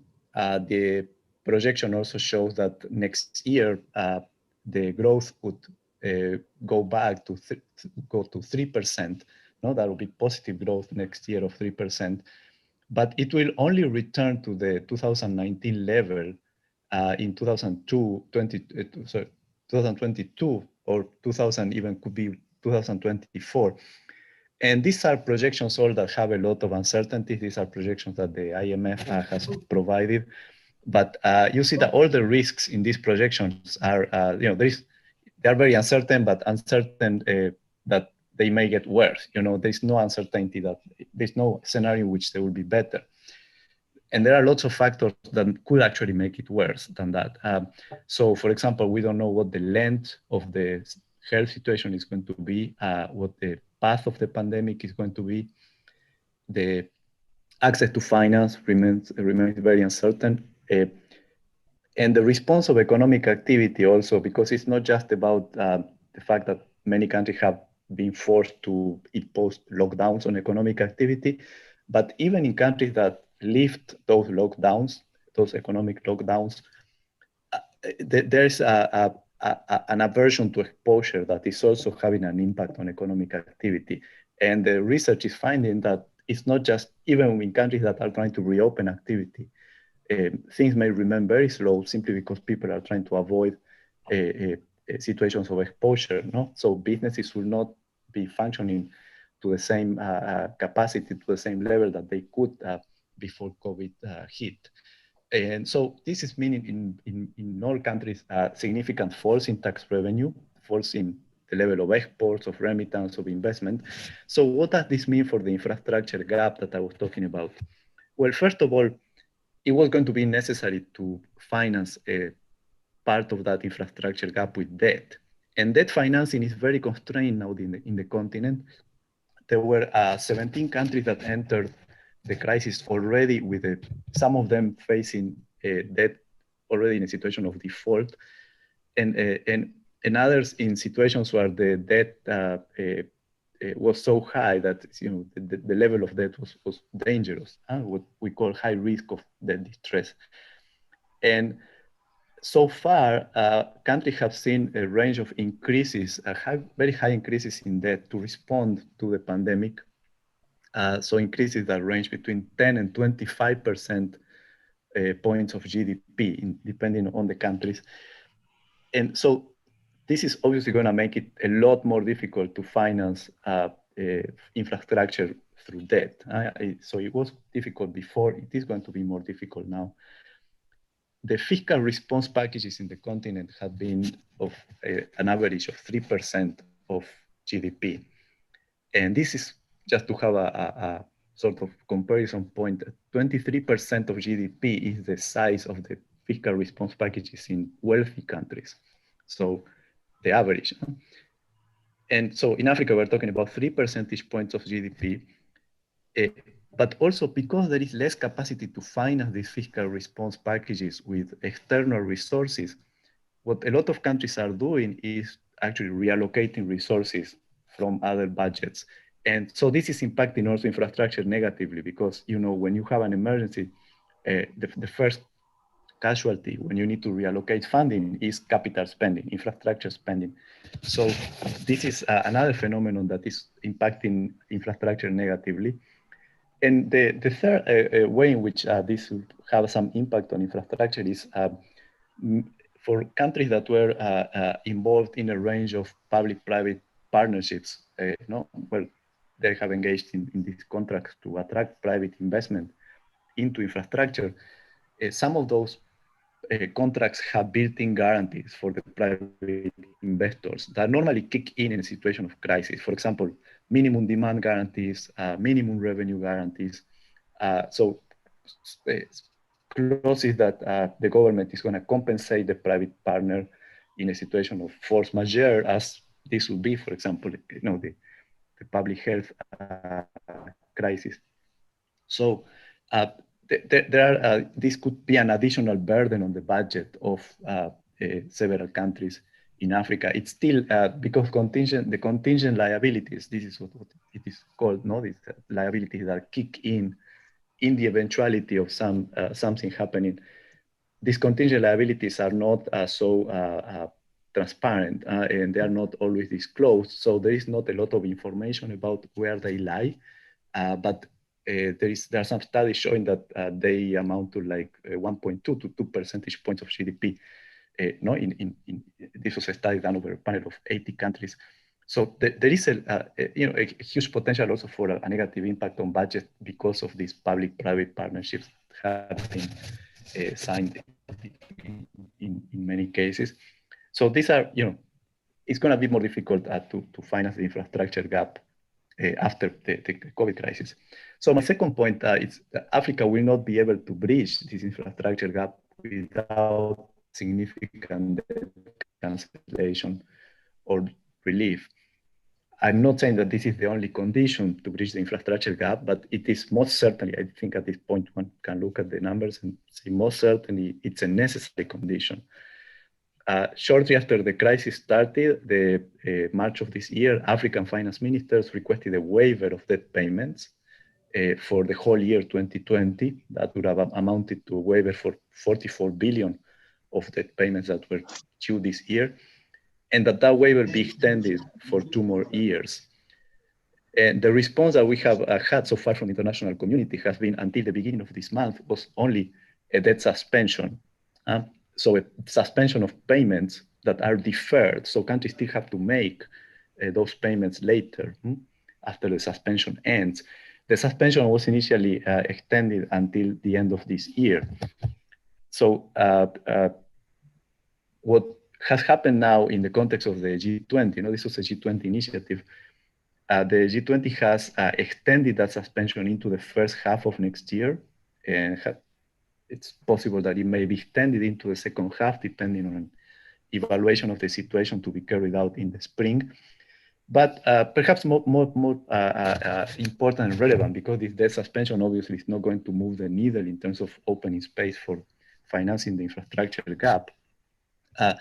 There's another initiative that the G20 has launched now in October, looking at the seriousness of the debt situation. It has promised to have a common framework for debt treatment beyond the debt suspension initiative. And this common framework for debt treatment is going to be released at a meeting. The G20 is having an extraordinary meeting of finance ministers that's going to be within the next couple of weeks before the G20 meeting of leaders, the summit that happens in November 21st and 22nd. And it will be very important. So just to give you an idea, the debt suspension initiative has freed space for the countries. So it applies only to the 73 poorest countries. 38 of them are in Africa, only 35 for different reasons. Not all of them actually can apply for this initiative. 35 of them can apply. Now, 46 countries eligible have applied, of which 28 are in Africa. And the initiative has released a total of $5 billion. So I was saying finance ministers requested waivers of 44 billion. We are talking now here of a suspension, a deferment of 5 billion that still have to be paid later. So you can see that how that it is a very small portion. Part of the reason why, part of some of the shortcomings why that is such a small portion of the debt would have to be addressed in this common framework that the G20 has proposed. We are working with a lot of with partners and colleagues and trying to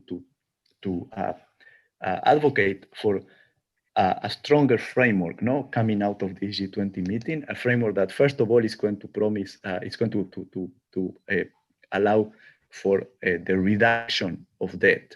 So not just a suspension of payments, but an actual reduction that has to be significant. And it will have to allow for a participation of all public creditors. And there is a huge issue now, for example, the suspension of payments. For example, some of the Chinese banks have been claiming that they are not a public creditor, so that they are not part of the Chinese government, and therefore they are not, they should not be suspending the, payment to them should not be suspended. So we need to make sure that the participation is of all the public creditors, but also another factor in the why the impact of this initiative of the suspension has been so little is the lack of participation of the private sector. So we really hope this common framework by the G20 is going to involve the private creditors. It's going to have mechanisms to compel private creditor participation, because what you have is a situation where so far no private creditor has let go of any payment. There have been no forbearance from any private creditor to Africa. And this is nowadays a significant portion of the debt. Actually, in the cases of several countries, it has been the main reason why they haven't even bothered to apply for the debt suspension, because there's so much debt with the private creditors. They say, what we stand to gain from the public creditors, if forgiveness or suspension, it just doesn't really make sense for us to even go through all the hurdles of that, because most of our debt is with the private creditors. And the country coverage also has to be wider than this. So this is 73 poorest countries, as I said, 38 of them in Africa. So in Africa, you have 54 countries. So if there are a lot of countries that are left out of this initiative because they are considered high income or middle income countries. And this is obviously, it's a crisis where many of these countries are also affected very strongly. So the least needs to be a broader list of countries, or at least the criteria to determine which countries are going to receive the reduction cannot be based only on income. No, there are other factors that are very important to consider. So, this is something that we are monitoring very closely. We really expect that there is going to be a stronger response, and it's going to be certainly important for infrastructure development if that the debt response, the response to the debt problem in Africa has to be a lot more robust. And I move to my third point, which is that a well-designed debt cancellation initiative can be an opportunity for the development of better infrastructure in Africa. I think there are three main ways in which it can help. First, governance, transparency, and accountability. And I would imagine this is something for an organization like Watch Democracy Grow. It's probably of interest. So there is more than 1/3 of the resources spent on creating and maintaining public infrastructure are lost because of inefficiencies that are linked to poor infrastructure governance. So the institutions in the framework for planning, for allocating, and for implementing infrastructure investment spending, how they are governed, the fact that they are not always, that there are no mechanisms for accountability in the spending, for the transparency, all of that translates at the end of the day in that 1/3 of resources being lost, wasted. And we cannot really have that waste. We cannot afford to have that waste in a situation like today where resources are so scarce. So there is evidence that debt relief initiatives in the past have catalyzed reforms that have helped accountability and transparency. So that's why I'm saying an initiative, a well-crafted debt relief initiative could actually help and could help make sure that those resources are put to a better use. There could be transparency and anti-corruption safeguards in public procurement. But also, I was talking about the contracts with the private sector. There could also be safeguards in private sector participation in infrastructure products, more rigor in the assessment and in the management of public-private partnerships. So to scrutinize the fiscal consequences of those public-private partnerships. So when there is a crisis like this, all of a sudden the government will not be shocked that it has to pay a huge amount of compensation to the private sector. Also, many projects are actually done in a public-private partnership form for the wrong reasons, which is to keep them off budget, which removes them from this sort of scrutiny that the public project would have. So revisiting the risk allocations in the contracts, ensuring that there is a cost comparison between undertaking a project through a public-private partnership with undertaking it through public investment. All of those are reforms that could be part of how debt relief initiative can help channel the resources to a better use. A second way in which it can help is by incentivizing this. You may have heard this expression very often in these last few months, building back better. Some prefer to speak about building forward better to mean it's not just building back, it's not just building what we had, it's actually making sure that we don't make the same mistakes, So building forward better, some say. So the idea is that we can emerge from this crisis with resilience and with sustainability. And I emphasize resilience here because in a continent like Africa, climate change is representing significant costs. The fact that infrastructure is not being built in a weather resilient way, both in rural and in urban areas. So in rural areas, it is having a significant impact. You know that one of the impacts of the crisis is the food security, that many, it's like the number of people in the world that are facing acute hunger by the end of this year is expected to double. So Africa is one of the regions where this phenomenon is most strongly felt. Only 5% of the agriculture in Africa is under irrigation. So infrastructure for irrigation is a huge priority if one wants to be able to face that food security threat in the continent. But also, of course, a weather resilient infrastructure in the urban areas. There is a lot that needs to be done. It's about health infrastructure, but there is also about transportation infrastructure, about a number of priorities. Power infrastructure, very important, which is also part, when you look at the health system and you want to face a pandemic like this, one needs to also be able to address power infrastructure. And finally, the opportunity for optimizing and right-sizing projects, because obviously many of the projects that countries may have undertaken before the COVID crisis may not make sense in the economy post-COVID. Projects that were oriented to, that were in a size that was much bigger. Just think of what is going on with the airlines. One might have thought that having a lot of airports was a huge propeller of development before COVID, and now, well, maybe not so much, right? There are better ways to think about infrastructure. I like that in the previous presentation, there was a lot of discussion about the survivalists.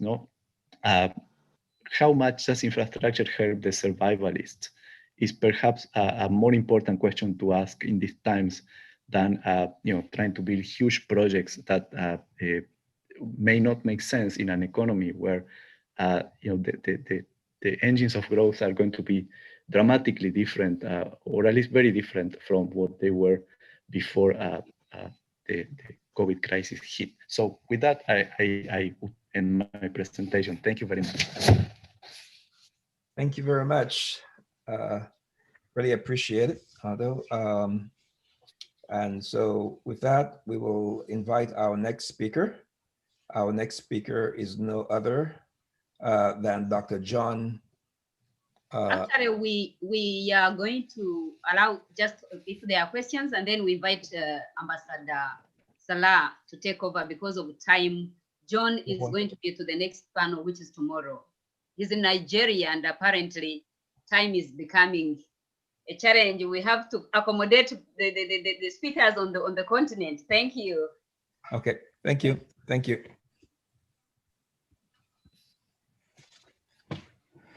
So with that, I'm going to introduce then Ambassador Salah Hamad. Right.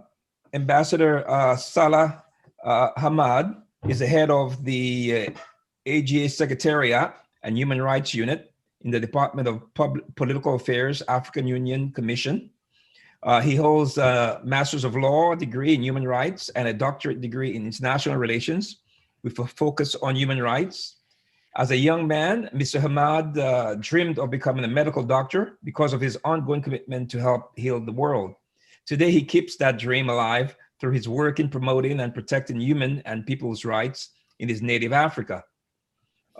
Please join me in welcoming Ambassador Salah Hamad, please. Thank you very much. Thank you very much, moderator. Indeed. And let me begin by thanking Watch Democracy Grow for inviting me to be part of this panel. I understand that my panel is on youth in peace and security, citizen-centered leadership, and term limits as infrastructure tools for good governance. So it seems like we're shifting from economic issues to governance issues. Right.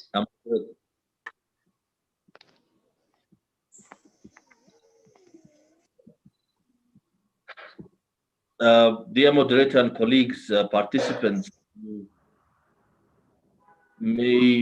as many of you are aware, the African heads of the state and government declared 2020 as the year of silencing the guns in Africa.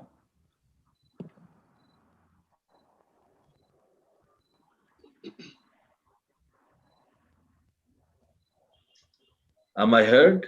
Yes, I know it's the network issue that is the problem. He's now calling from Ethiopia, so I guess what we've been discussing is now coming on the discussion. So network is going to be back forth, and we shall just take it as it is, Ambassador. So I'm good to go, huh? Yeah, sure. Thank you very much. Once again, Pierre-Marie and colleagues, thank you very much for inviting me to be part of this session. My contribution will focus on peace and security and youth contribution to silencing the guns. Of course, that will also have a political dimension, but also to some extent, it also have an economic dimension. Simply investments, economic growth cannot happen if there is no peace and security on the ground.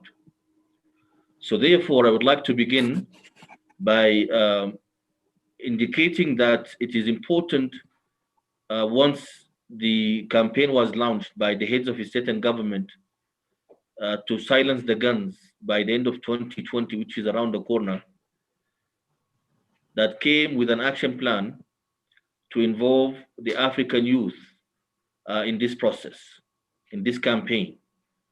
And the reason for involving the African youth in this campaign is simply because the youth are the majority in Africa. Africa is a youthful continent, as we all know, and the African youth population mount to almost 65% of the total population. So therefore, Africa cannot prosper, Africa cannot be united and develop without the participation of youth in this campaign of silencing the guns in Africa. In addition to that, it's important to also indicate many other issues related to the need of involving youth in this process. Youth, in many cases, are those who are carrying the arms when there is any conflict in any part of Africa. Youth could be also manipulated and corrupt to be part of any corruption deal or corruption processes simply because of poverty, lack of education, and lack of employment. So therefore, to ensure that the continent is ready for a better future and for a more stable economic growth and economic development, it's important to ensure that issues related to peace and security and good governance are addressed. And to address these issues, there is no way but to really involve youth and women in this process. Not because they are only the majority, but because they are the future of the continent. Good governance cannot happen if the youth are not involved in the governance process. Youth are the voters who bring officials and governance officials to offices, but also youth, they have the authority by exercising these votes to remove corrupt officials from offices, and also to restrict officials from extending terms beyond the terms that are allowed in any constitution in any African member states. So therefore, the role that could be played by youth is extremely important. And therefore, we need to really engage youth in all of these processes and allow them to be part of this, this process. Otherwise, the fight for ensuring that Africa is united, prosperous, and secure will not be a successful fight. In addition to that, I would like to also emphasize the need to involve youth, in particular female youth, in the governance processes. They are usually ignored simply because they are female, and they are not given the opportunity to be part of the governance processes at all levels. And therefore, the empowerment of women is extremely important. And this is one of the programs or one of the strategies that the African Union as a continental organization is advocating for. The African Union is also advocating for the engagement of youth across the board. Youth are usually blamed for fueling conflict simply because they are ready to be used by rebel leaders and militia leaders simply because of lack of employment. And therefore, we need to really bring youth from that dark circle to a brighter circle and ensure that youth are involved in the development process, in the peace and security process, and also in the education process. I want to focus on a number of dimensions that will really help in this process to ensure that youth are part and parcel of this campaign, and to ensure that youth are not ignored and that youth are quite involved in the development process that will lead to an Africa that is united, prosperous, and peaceful. One, there is really need to ensure that there is institutionalized platforms for youth engagement. We cannot keep talking about youth engagement without facilitating the development of platforms that can ensure that youth are part of any constructive dialogue that will lead to the development of the continent, and also to build a secure and sustainable peace that will last forever and ever. In addition to that, we need to really ensure that there are some programs that are by youth for youth, will ensure the involvement of youth in all governance levels, and also initiatives to allow youth to be part of the promotion of democratic governance and peace in Africa.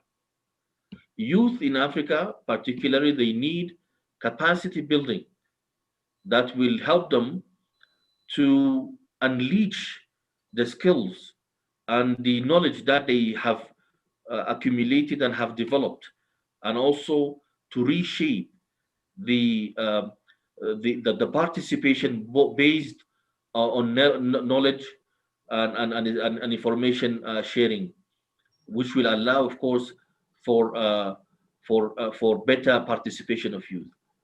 This, of course, will lead also to the need to ensure that there's information sharing and knowledge generation among youth, so then they can share experiences and best practices and learn from each other, and also learn from those who are from the older generation as part of the generational skill knowledge and skill development. Within the youth, there is need to develop networks that will also allow the youth to be part of the policy development and policy formulation that will, of course, ensure that Africa is united, and Africa is peaceful, and Africa is developed. In conclusion, I would like to say that it's important today we discuss issues related to youth from all perspectives to make sure that the youth are part of this movement to silence the guns in Africa. Thank you very much.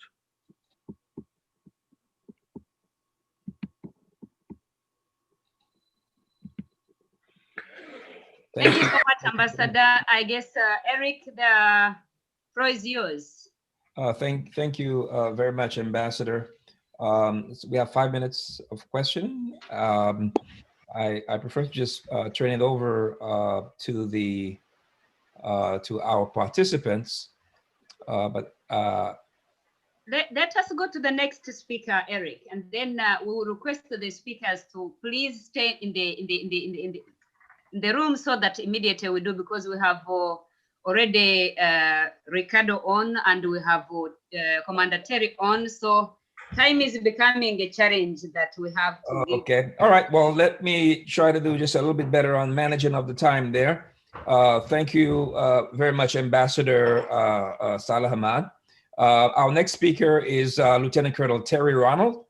And before Lieutenant Colonel Terry Ronald retired this year, he was in charge of the Bureau of Court Services with almost 30 years of law enforcement experience. For instance, he was a deputy sheriff, deputy sheriff in the division of commander of warrant unit. Deputy Sheriff A. Captain, Commander of the Specialized Services Division, and the Deputy Sheriff Captain, Assistant Bureau Chief of Field Operations. In terms of academic background, Colonel Terry holds a BA in Liberal Arts, then an MA in Computer Science and Criminal Justice. Commander Terry, please, you have the floor. The floor is yours. And join me in welcoming. Thank you. Go ahead, sir.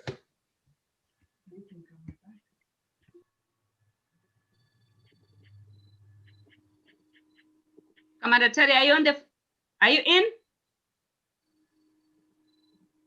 Eric, I think he's not yet. He's trying to log in. We can weigh in, Ricardo, please. Okay. All right. Again, it's part of the challenges with our technology. So no, actually not that, because he's not yet logged in. He's on the list, but he's not logged in. So we can weigh in at the next one. Yeah. Okay. So you prefer that I go on to Ricardo or yes, Gilbert? Yes, please. Mwenedata? Sorry? Or Mwenedata, yeah. That would be perfect. So Gilbert Mwenedata is a conflict and youth expert dedicated to helping young people develop leadership qualities and to find better transitional pathway to adulthood. He possesses more than 15 years of professional experience in development strategic public-private partnerships and developing youth activities across various sectors.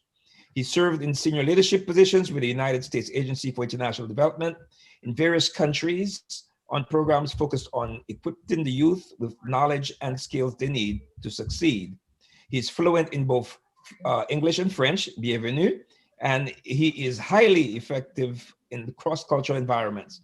Please join me in welcoming Mr. Gilbert.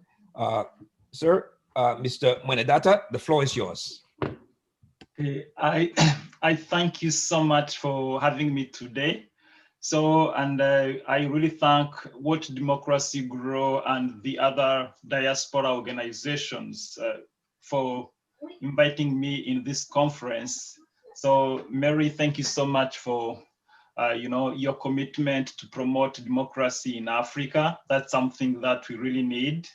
And also, I can't start without thanking so much Ambassador Salah Hamad for his excellent presentation.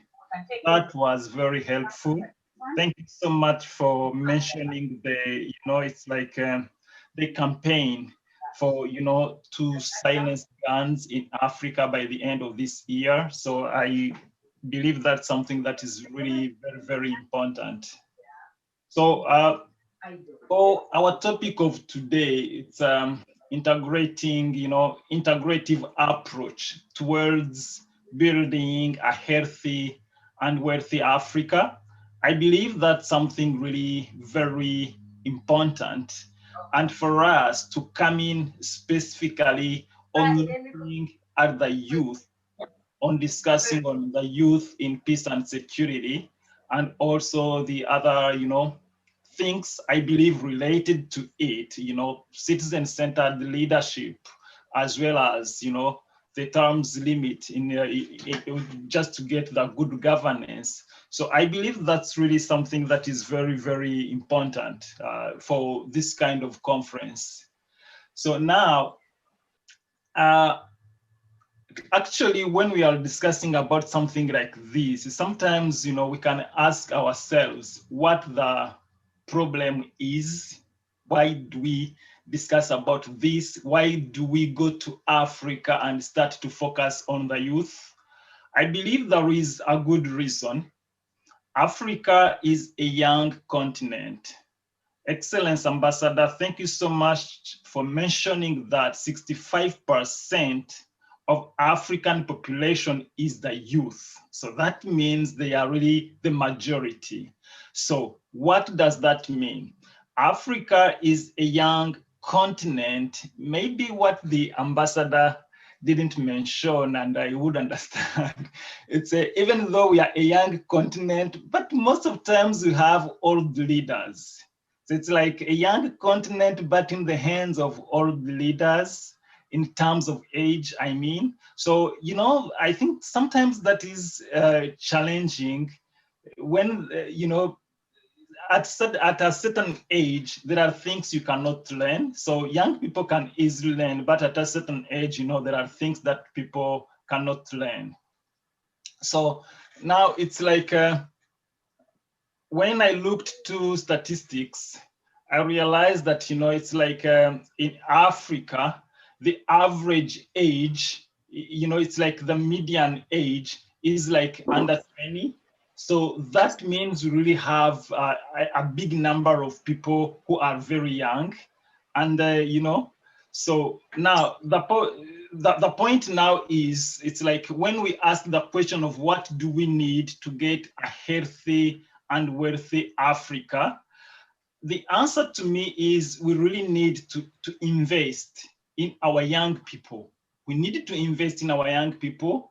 So for me, I am from Rwanda. That's my country. We have a proverb, and in that proverb says that a tree is made straight while it is still young. So, and that means it's when the tree is still young, then you can make it the way you want. You can really make it straight. But when it is, getting older, when it is grown up, you cannot easily, make it straight. So now, sometimes, when you look to how many young trees we have in Africa, if in this context, we really try to look at our young people as those people with opportunities to be made straight. So we really have many of them. Actually, it is said that approximately 220 million of people in Africa are aged between 15 and 24. So that means Africa is one of the in the world, it is among the youngest continent, if I can say. So, and this number of 220 million is projected to rise up to 350 million in the next 10 years. So you can see how much really young people we do have in Africa. So now when we come in terms of peace and security, according to studies, women and youth, they have been traditionally excluded from the field of peace and security. Fortunately, I can say in the last 20 years, there has been an adoption of the UN, the adoption of the UN Security Council resolution, which is known as the 2250. That one was on peace and security. And it was both for, there has been one for the youth and there has been another also for the women. So I would say that's really a great foundation for the governments and civil society actors. They can use it to advance peace and security agenda globally. So I'm really mentioning this as an opportunity because when people are making strategies, when they are planning, this can be a good reference that can be used whenever they really want to promote youth in peace and security, and even for women in peace and security. So we know that more, there is more that still needs to be done, but at least there are some of those opportunities that we can use to mobilize women and, and young people when it comes to peace and security. So now before I finish, I really want to talk a little bit about the citizen-centered leadership, because the ambassador said it very well that the youth can have the authority to remove corrupt officials. I completely agree with him because the youth can use their numbers to vote in young leaders or the leaders they feel can give them a voice. That's possible. When you have numbers, then you can be part of the decision making of who can be your leader. So now you will hear African leaders telling the youth that you are the leaders of tomorrow. However, that tomorrow doesn't happen. it's like you can hear the same leaders 30 years ago telling those young people, you are the leaders of tomorrow. But after 30 years, you are likely to see the same leaders having the same narrative, telling those were young people by those 30 years ago, they are now old, adults, and they are still promised to be leaders of tomorrow. Maybe new people who were not there are now being given the promise of becoming the leaders of tomorrow. So now, the message we really need to give to those youth is to tell them, you can be the leaders of today, because that tomorrow may not happen. So that's where the terms limit concept comes in. So it's like for those young people to get their turn, for those young people to be in leadership positions, it's like they should be considered, not tomorrow, but even by today. So that's why we know that without terms limit, peace and security is a nightmare.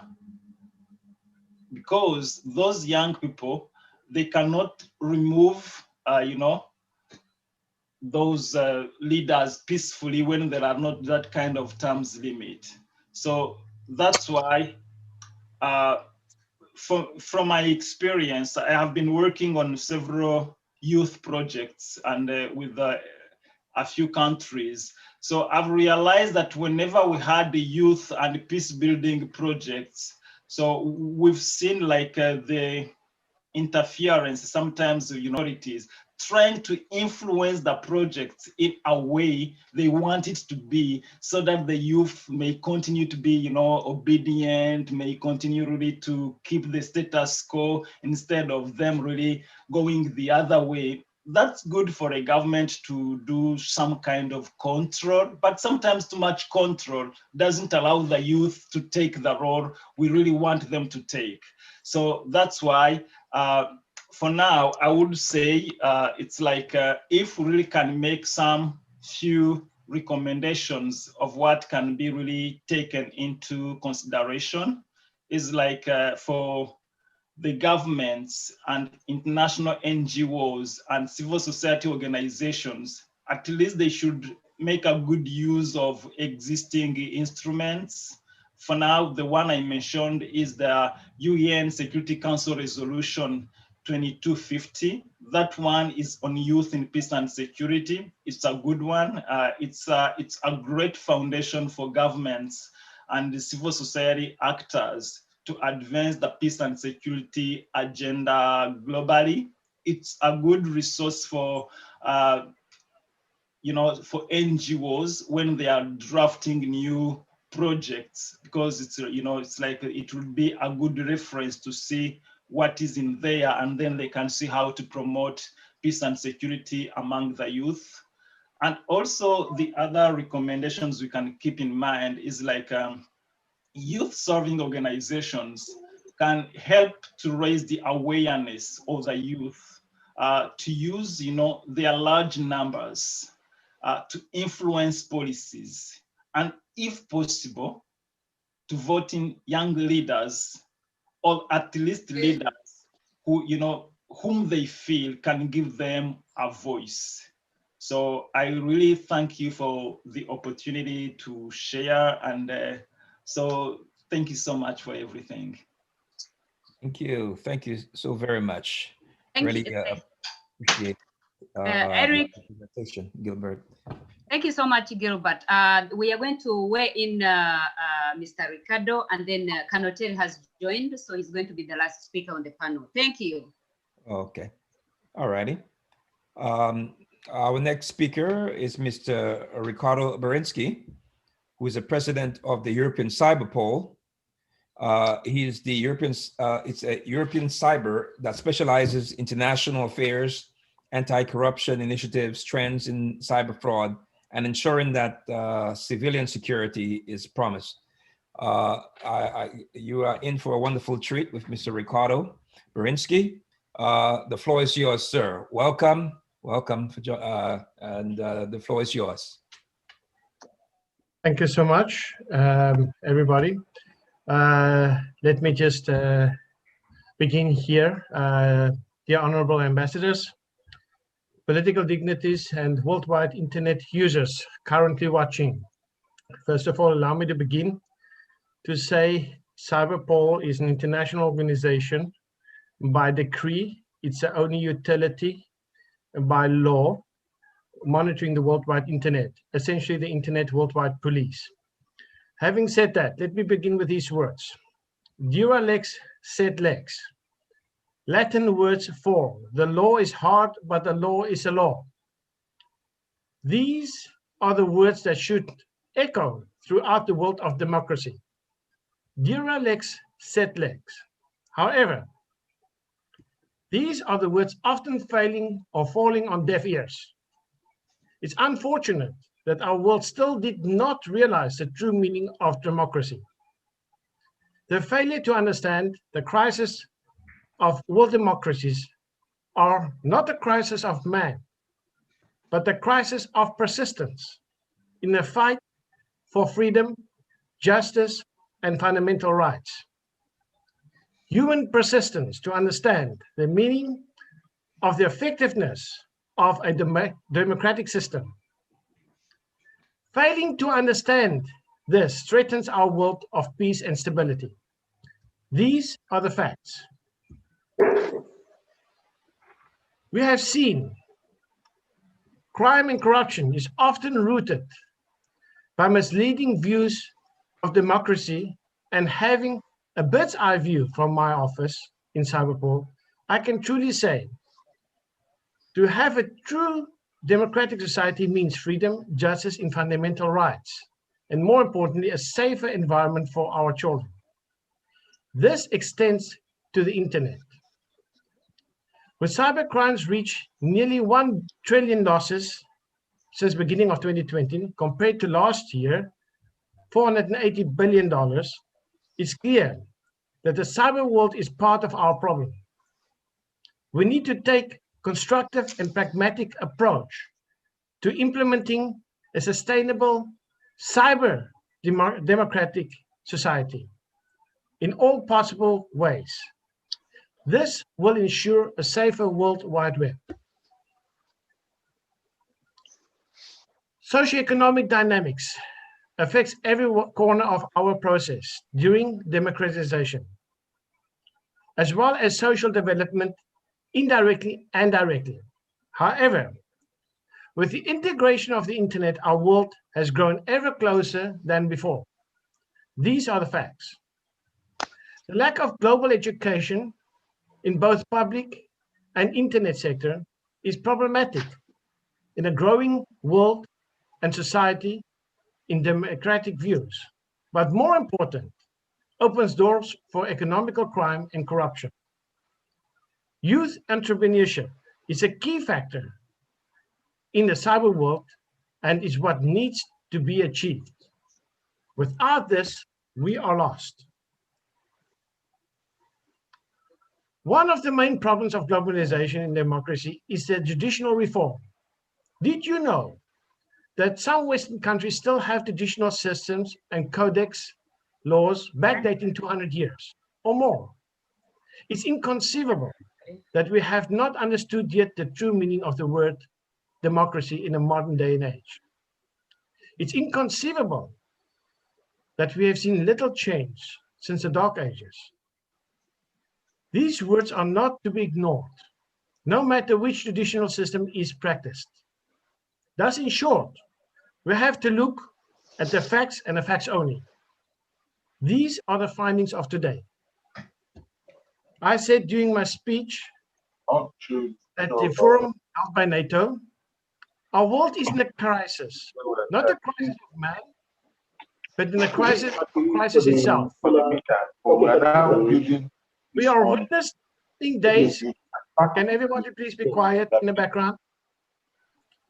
We are witnessing the day after day, there's a systematic changes on global scale that threatens our world of peace and stability, democratic values and integrity, and more importantly, our justice in law and its purpose in establishment. These are the facts. During 2014, we held the first African Counterterrorism Summit in London, attended by 136 countries, in which I was a chairman for. Cyberpol warned of the looming threats in EU, and let me point out, in particular, the need for globalization on judicial reform. This is the foundation of a democratic world. If we don't understand what is threatening the existence of democracy, we cannot solve the problem. Today, we are debating democracy. We can therefore, and we have to understand what is the potential risk, global threats, and geostability that threatens all democracies. Let me say, the combination risk of cyber threats must not be ignored. Freedom of speech is clearly under threat. Recent censoring methods used by Facebook and Twitter undermines the freedom of speech, and above all, your and our and mine freedom of democracy. This cannot and must not be undermined. Doing so will be a gross error in the very near future and threatens our world as we know it, the internet world, the world of our children. With almost 4.57 billion people, active internet users today, registered as from July 2020, encompassing 59% of the global population, it's clear we have reached a tipping point on global scale. The days of border ruling the world is literally over. Do you want to cry? Do you remember WannaCry? Terror funding is still being undermined, in particular the African Union. Corruption and cryptocurrency schemes such as Bitcoin still rides on aiding terror financing. That's well proved, and yet we see a global increase for demand on democratic alliances. It's therefore that we must force strong partnerships, economical transparency, and judicial reform in our world of today. This will ensure a free, democratic world, and certainly a major step in the right direction for the world, in particularly our new cyber world. The United Nations resolution must not be undermined, but more importantly, the rights to accountability in failure of responding cannot be dismissed by law. I can only confirm that Cyberpol believe a major cyber attack in the future will disrupt global economies and infrastructures. This is imminent to happen. Risk to critical infrastructure such as nuclear stands at #1 on our list. The growing tension therefore must be mitigated in all interests. Fueling it is in nobody's interest. It undermines the legitimacy of all democratic societies. At the same, I can confirm that Cyberpol has officially confirmed that more than 12 billion records has been breached on internet since 2010. Let me spell it out. Everybody has been breached. This brings me to the topic. How do we hack and crack the lies? Let me say it very simple.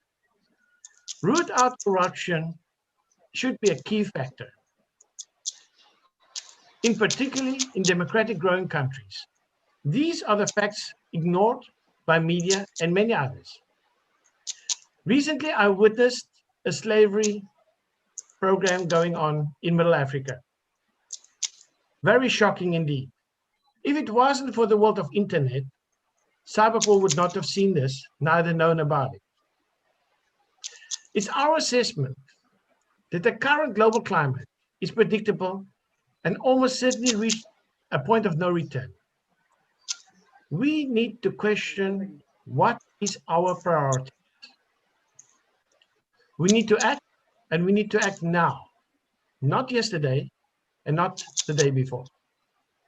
Let's strengthen our capability, Cyber Command as a whole, and get ready, as we believe we have reached a day zero, a day not to be forgotten in the history.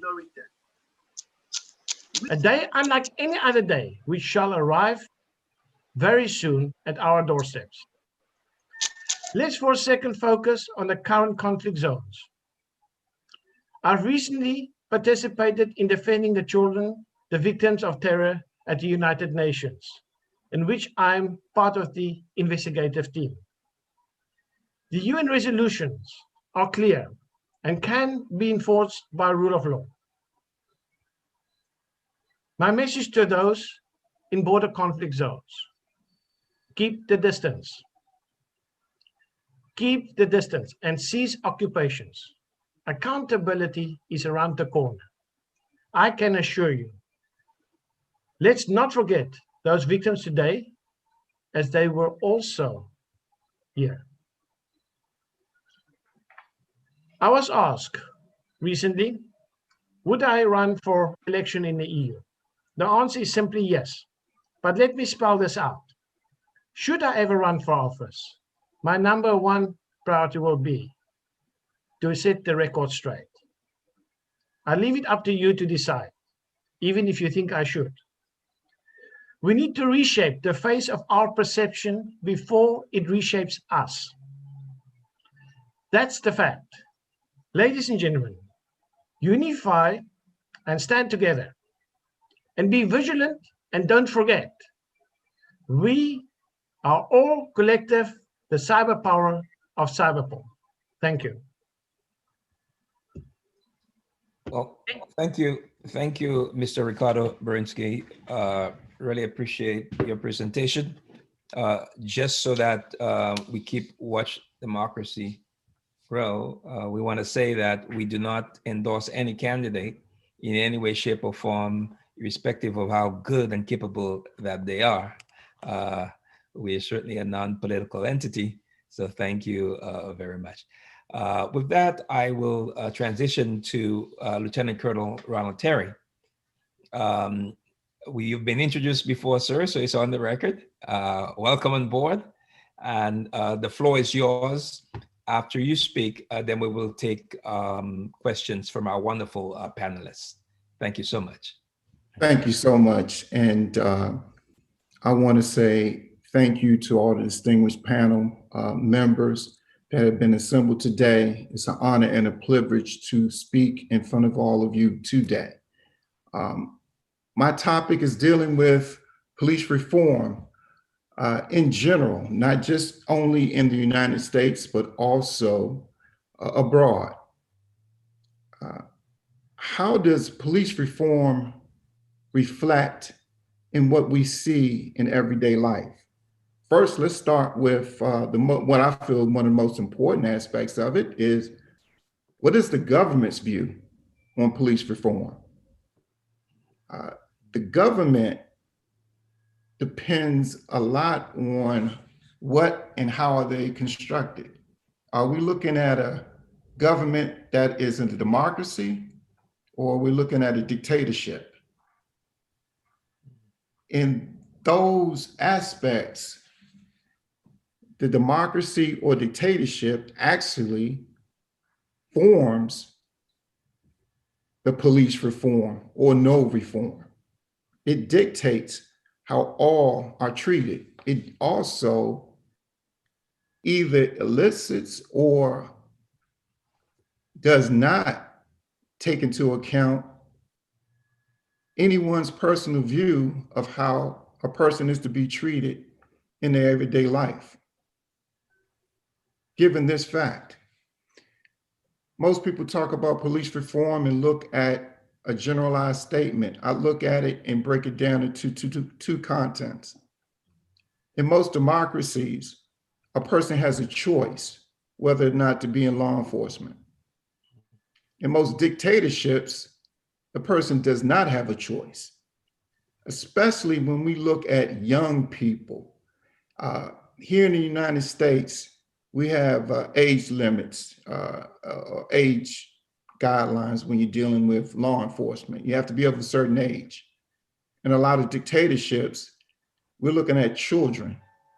We're looking at children being put in law enforcement positions that they have neither the choice nor the option to get out of. What does that impact?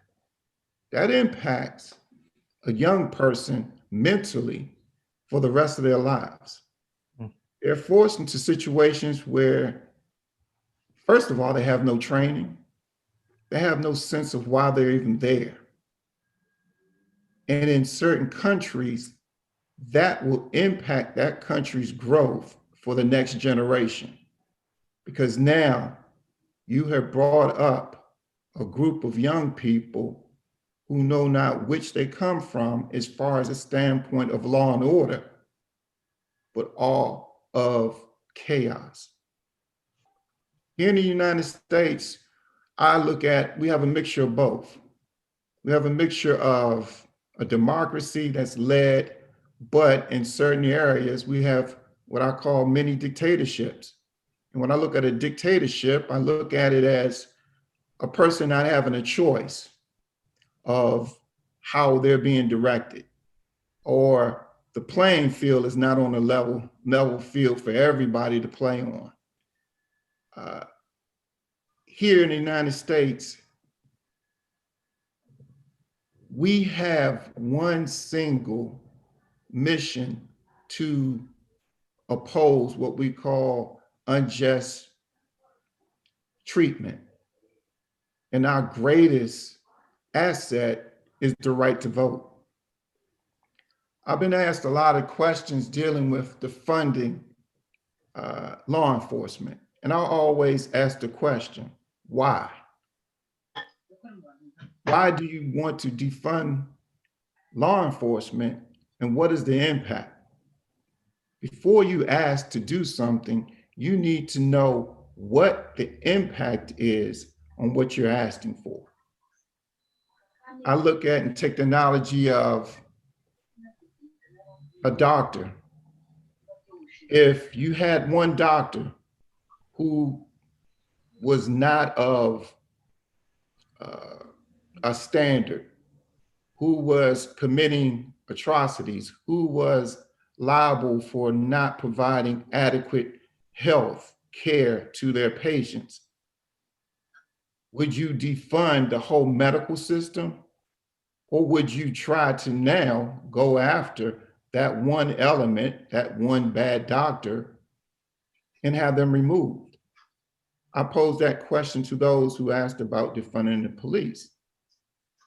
It's not about taking money from a resource to justify one person's misdeed. It's about attacking the issue.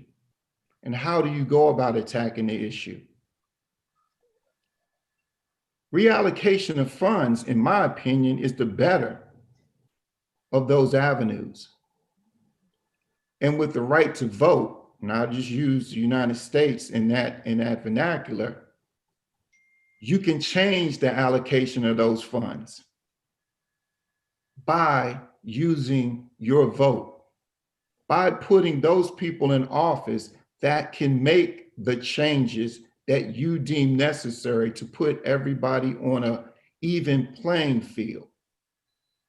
We all want the same thing. At least I hope we all want the same thing, and that's justice for all. When I took an oath as a law enforcement officer, it didn't say serve today, serve 1 hour, serve 1 minute.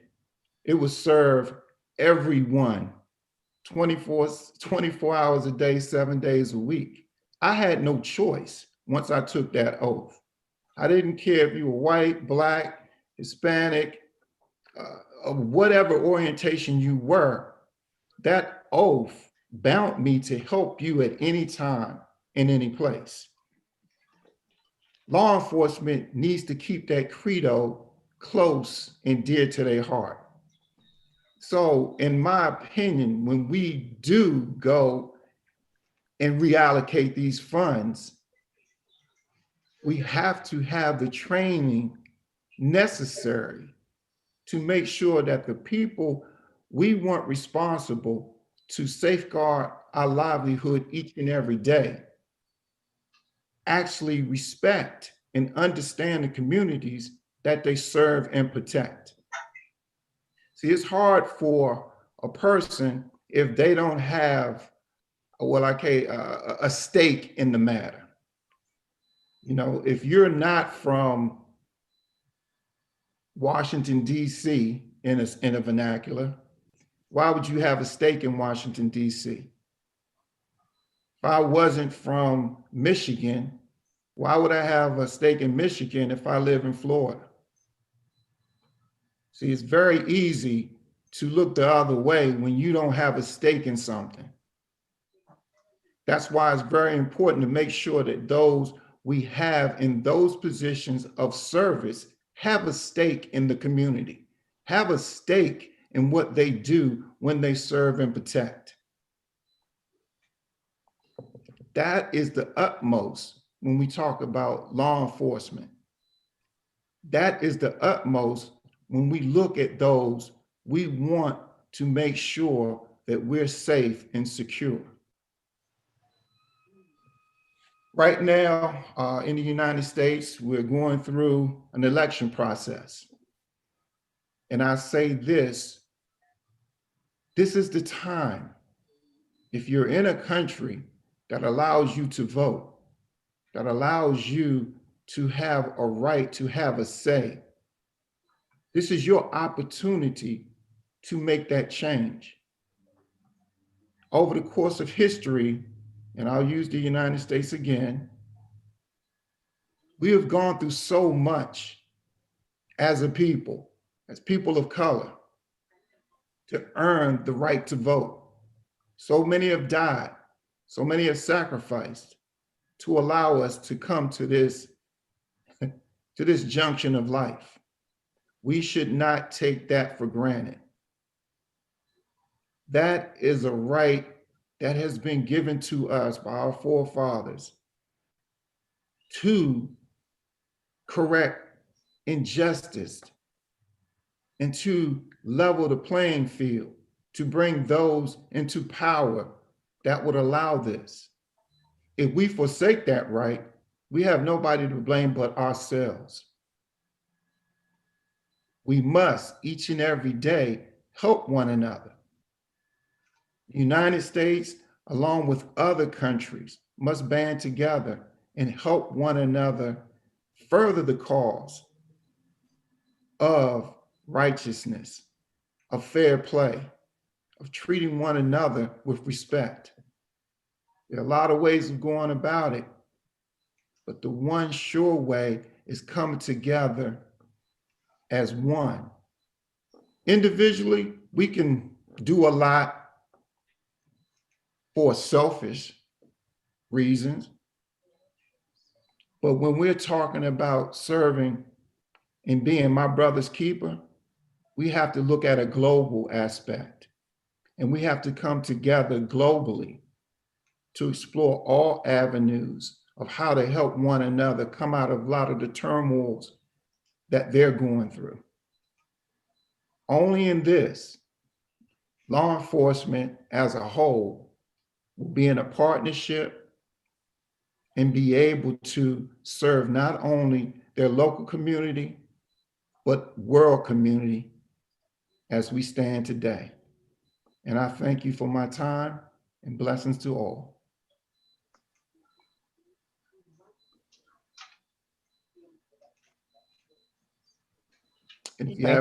Thank you, Lieutenant Colonel. That was a very inspirational piece for us from a policing standpoint, context of the U.S., and certainly some of the values that we hope we all share. I think we'll open it up for questions at this time. And thank you guys for affording us the ability to do so. You all respected the times quite nicely and helped me along the way. Wow. So as we think about the theme for today's discussion, we talk about many important issues, some of which loom in terms of youth and how we integrate youth in peace and democracy. Ricardo talked about cybersecurity. That's an area as our good friend Gilbert mentioned, that the youth can excel in because they don't have to learn. It's kind of hard for some of the older generation to actually utilize new technology and cybersecurity, and teaching them how to actually the benefits aspect on the ways in which that it can be used actually both to destroy as well as to build and fortify. We talk about Bitcoins as, for example, a new technology that if you don't know how to utilize it, and some would argue that we probably need to minimize it.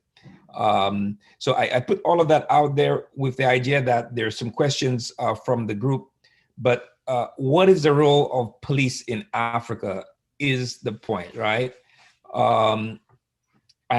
So from the context of the United States, we talk about the training and the adequacy of training, and how policing traditionally in the US has always been used to kind of keep, I don't want to say new immigrants, but particularly people of color, browns and blacks, in the so-called proverbial place. In fact, there were many sheriffs or many police departments who themselves were thought to be active participants of terrorist groups like the KKK, who actually terrorize communities. So when we talk about policing, I would like, from your standpoint, from the context of both Africa and the United States and Europe, can we envision a new role for policing that is not built on militarizing policing, but focusing more on how to integrate communities in their own security of their communities, and policing being a key part of that? I just put it out there generally for everyone. We'll just take one or two responders, and then we'll also open it up for further questions and dialogue. Anyone who wants to take it first could go ahead. I can take it first. In looking at what you just stated, we first must know the root of the issue. That's power. Power, no matter you call it a dictatorship or democracy, is the root of all policing. Why am I doing what I'm doing? For power, to create a power base. And in that power base, you look to suppress certain elements of it, whether it's politically or through the citizenship. So you have to break down both aspects of what you're actually saying. And that power structure, if you see a group that does not either look like you or represent your views, you're going to suppress them. No matter it's in a democracy or a dictatorship. That's the key, power. Indeed. How do you disrupt that power structure? In most democracies, we have the power to vote, to try to disrupt those power structures that suppress those who might not agree or look like or support those views. In a dictatorship, it's so much harder because you're looking at a different hurdle to jump. That hurdle comes by a military force or a way of life that has to have a groundswell to overtake. And it takes time. It took time here in the United States. But in a dictatorship, it's going to take even more time because you might not have the power to vote. But you have to be persistent in your goals and in your voice. And I'll yield the floor. Thank you. Next speaker, whoever would like to take it on. Or you could take it in a different direction. I think the floor is, Mary, I'm not sure if we have muted everyone. If anyone wants to chime in, they could help in the discussion. I think one of the panelists has said, how can police reform be implemented in Africa when dictatorship regime controls the army and the police? And I think Lieutenant Colonel has actually touched on that. He talked about possibly through a groundswell, through a movement, through elections. But again, when you don't have the media or the mechanism of elections, and maybe someone can touch on that. We now have the ability of the World Wide Web, right? We saw in instances in several African countries where actually movements began, decisions were able to be reversed when people leverage the internet. But we also see right now in Cameroon, right, where you have academics, you have intellectuals, talking about barristers who actually publicize the so-called irregularities that were taking place in the northwest, southwest part of the country.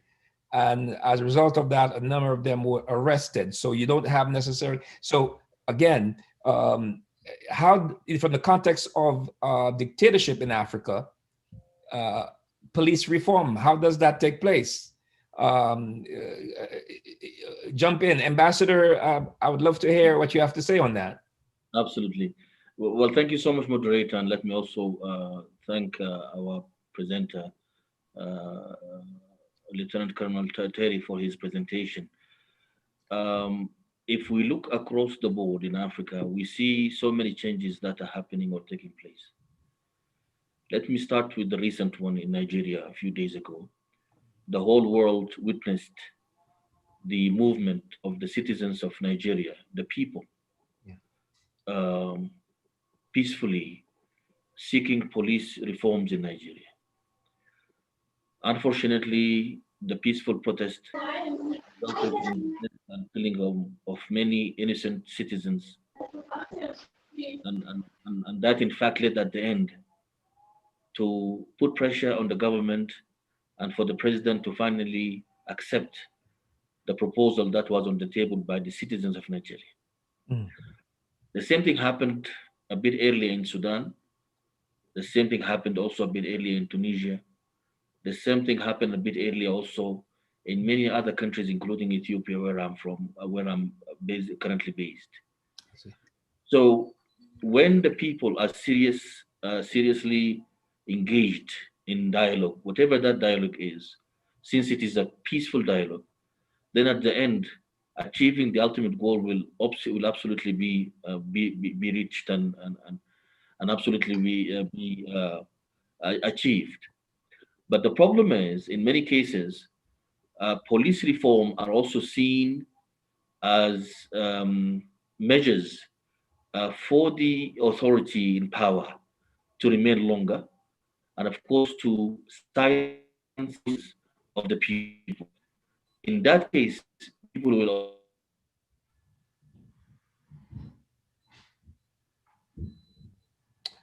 Sorry, we're having a little bit of. Is always supposed to be the case.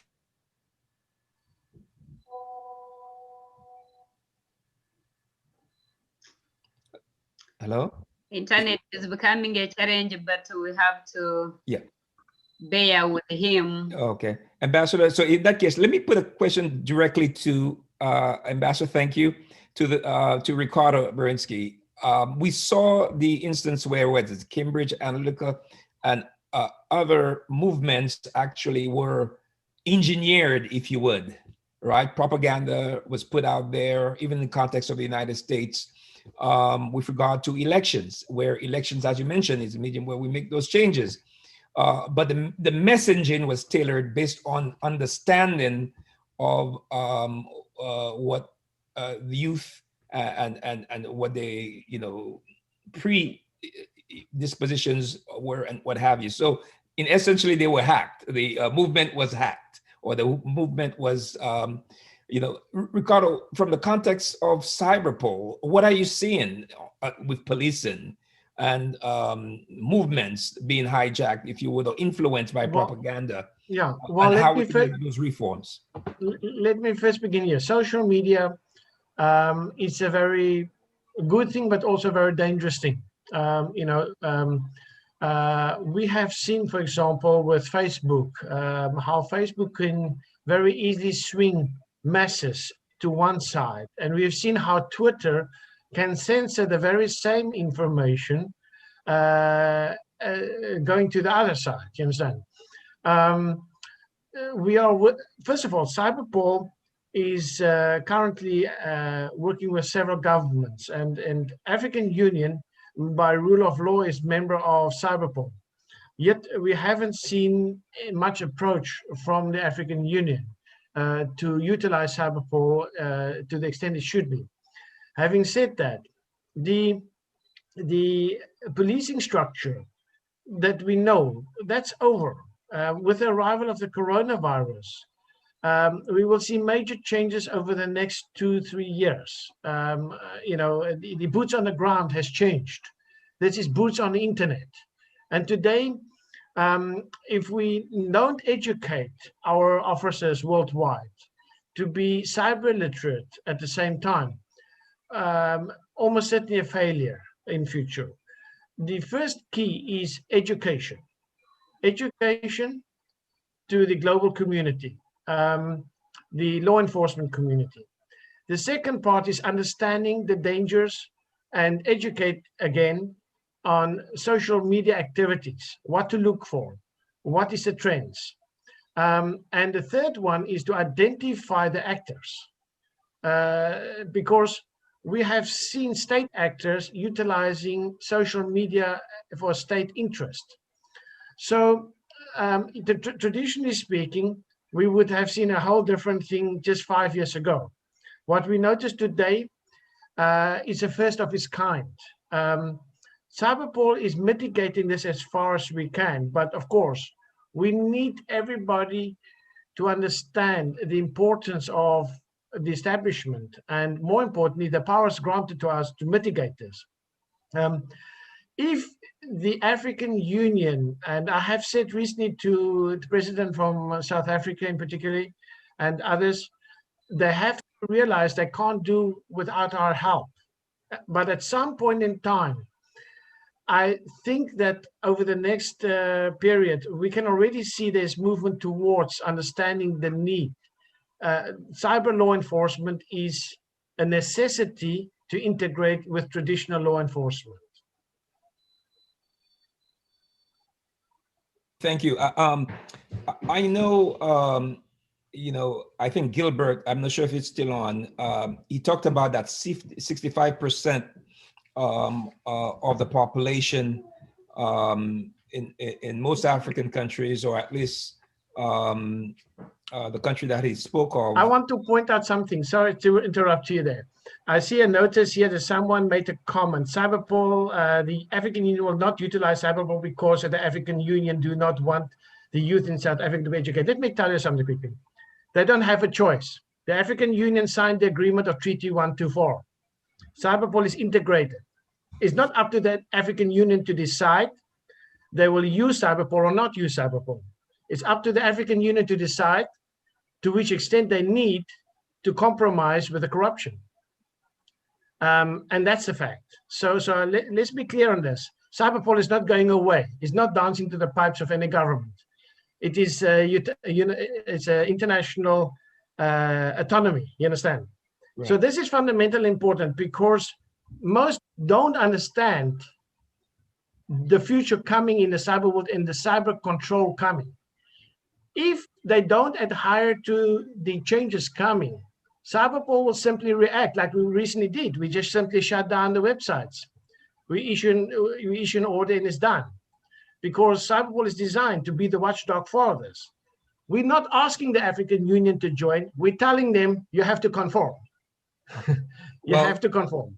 Thank you. Well, again, as Ricardo would agree, when we educate some of our leaders about the benefits and they see the value proposition and they see the regard for the rule of law, I think you would hope that they would be persuaded And of course, over time, not everyone will be persuaded, as the Lieutenant Colonel will tell you. We fully agree with that. You don't get buy-in 100% the first time, so it's incremental, right? And I think this is where we are on the continent. I think sometimes, and the speakers can speak more pointedly on it. Even on the trade side, we want trade to happen, and we put extraordinary conditions on the African countries, on our brothers and sisters.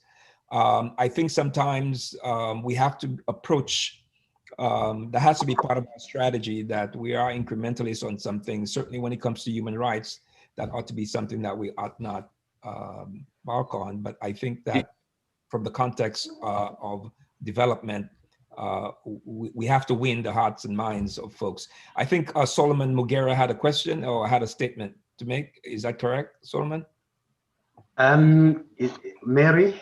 Yes, please.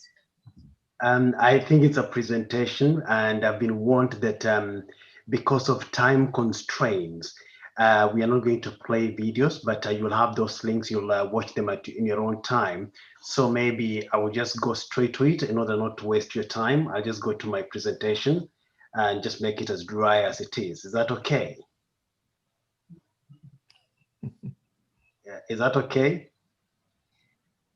Yeah, that's fine. I think was there any question, Eric? Yeah, I'm hoping that we have just a few more questions. I know either the ambassador or the lieutenant colonel or Ricardo, you know, maybe what we should do is have you guys make some closing remarks then, if there aren't any questions, and we'll go from there. We just have a very wonderful group of panelists, and I know I'm tempted to try to keep them as long as possible, but Solomon so rightly mentioned that we have some other stuff coming down. So we're gonna flip a coin, and maybe the one that is the youngest will go first. Oh, it's Ricardo. Okay, well, first of all, I wish to say thank you very much for the participation. And to the ambassador in particular, and all the participants from law enforcement. All the governments were notified officially in 2015 about the arrival of Cyberpol. It was officially done in Brussels, and every government embassy was invited. The fact that many officials didn't take it serious at the time doesn't mean it's going to change things. We need the African Union to understand the importance of the role in the cyber world and the new legislation coming.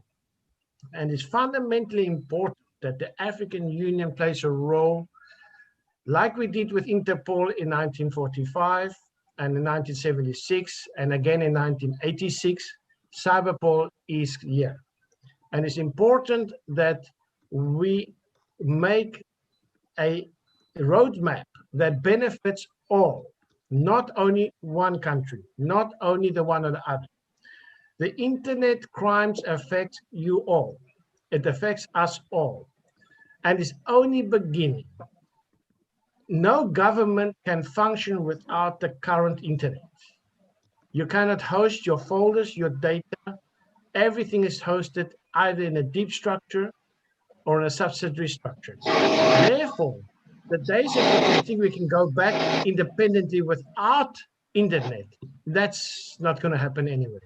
Let's go forward, and Cyberpol door remains open to everybody. Thank you, Ricardo. Appreciate it. We now go into the next youngest in the group, and I leave that to you to decide. Go ahead, Lieutenant Colonel Terry. Thank you. I want to also thank all the distinguished guests on the panel today. Thank you for always putting a great program together. I would say in closing, in any, well, I'll just say throughout history, people solicit change by creating a goal. the goal has to be communicated to those who want the change. It has to be a clear and unbiased presentation and education to those. That goal must outlast and outreach any leadership. The leader can change, but the goal must stay the same. And if those who are imparted the blueprint, and I call the book, the blueprint of your goals, if the community knows your blueprint and have read that book from cover to cover, if the leader is dismissed after the first chapter, they can pick up chapter 2 with a new leader, or they might not even need a leader. Wow. And they can go from chapter 2 to chapter 3 to chapter 4, because now they know the blueprint. They know the goal of why they're doing what they're doing. So it has to be a clear communication of what is the goal and why are we doing it. And that goal must outlast any one person. Thank you for my time, and blessings to all. Thank you, Lieutenant Colonel Terry. We now have the last, I think the last but not the least, the Ambassador Salah Ahmad. Thank you so much, Eric. I greatly appreciate it. Once again, let me thank the organizers for having me tonight or this evening. It's a bit early where you are, but let me just respond briefly before I make my concluding remark to Mr. Ricardo on the African Union and whether the African Union is supportive of this cyberpol or not. And I don't know why the African Union is suddenly being singled out, although the African Union as a continental organization is an organization that is built on rule of law, democracy, and good governance. And this is what we're advocating for in Africa. Africa has been handicapped because of colonialism. Africa has been challenged because of the history of colonialism and slavery. And that is why the African Union was created in 1963 as an OAU, an Organization of African Unity, to liberate the continent. The Africa we're talking about today is only 50 years old, although Africa is the birthplace of mankind. We as Africans, we are very proud of what we have built so far. And by the way, let me correct Mr. Ricardo and say the African Union has its own convention on cybersecurity and personal data. This convention was introduced for adoption on 27th of June, 2014. The African Union signed a number of MOUs with ASEAN, with the European Union Commission, with the Inter-American Organization, all in this regard. So the African Union cannot be singled out as an organization that is not supportive of cyberpol. Come back, Mr. Ricardo, and you are welcome to discuss. We can discuss this issue and take it forward. We here in Africa and the African Union, we are very law-abiding organization, and we are very, very supportive of the freedom of expression and the freedom of association, and this is what we've been advocating for. And by the way, the African Union is the only continental organization, and I repeat, the only continental organization that has civil society structure, ECOSOC. It is only available at the United Nations level, but the African Union has established ECOSOC as the civil society parliament to participate in the affairs of the African Union. In addition to that, the African Union recently selected a youth envoy, a young lady, to represent the African youth in the affairs of the African Union. Last but not least, The African Union human rights system is a unique system, simply because we don't only care about the laws and provisions, but the system also cares about the people and the diversity that we have in Africa. So let's work together. Let's work together hand in hand so we can make the entire world a better place for all of us to live. Once again, thank you so much for having me this evening. And I greatly appreciate it. Have a good evening. Thanks. Oh, wow. Well, what can you say? What a masterful piece of diplomacy on the part of Ambassador Salah Ahmad. And I hope Ricardo and the rest of the participants heard, and the African Union is on the move, and there's a place for everyone, from what I can tell from Ambassador Ahmad's remarks. Thank you so very much. It's so gratifying to have participated as moderator in this session as the previous sessions. So with that, Mary, I know we're going on to our next, I think we'll be treated to a wonderful piece by Mr. Solomon Mugera. Yes, and I want to thank the ambassadors. We are now going for the second session, but please, African Union, still, if it's possible, stay around, because the second session also is pertaining to Africa, and we have ambassador from Mali aboard. So if it is possible, please bear for that. Thank you. Yeah, and as I do that, you know, I should never miss an opportunity to thank Marie Herrera and the Watch Africa Grow for their steadfastness and their dedication to Africa here in Washington and beyond. This is a wonderful program, and I know others who posted questions asking whether or not this would be broadcasted, and whether or not journalists on the continent would have the opportunity to have access to it. And I think Mary could speak to that. Yes, we are right now live on YouTube. We are live on Africa 2050. We are live on Africa Today, and we are live on 4 directions. So basically, we are reaching out, although we may not be just in the room here. Indeed, indeed. And we have a BBC aboard, who is Solomon. So I think this is even going to be a speaker, so he should be also doing some work on that as well. Thank you. Well, thank you so very much.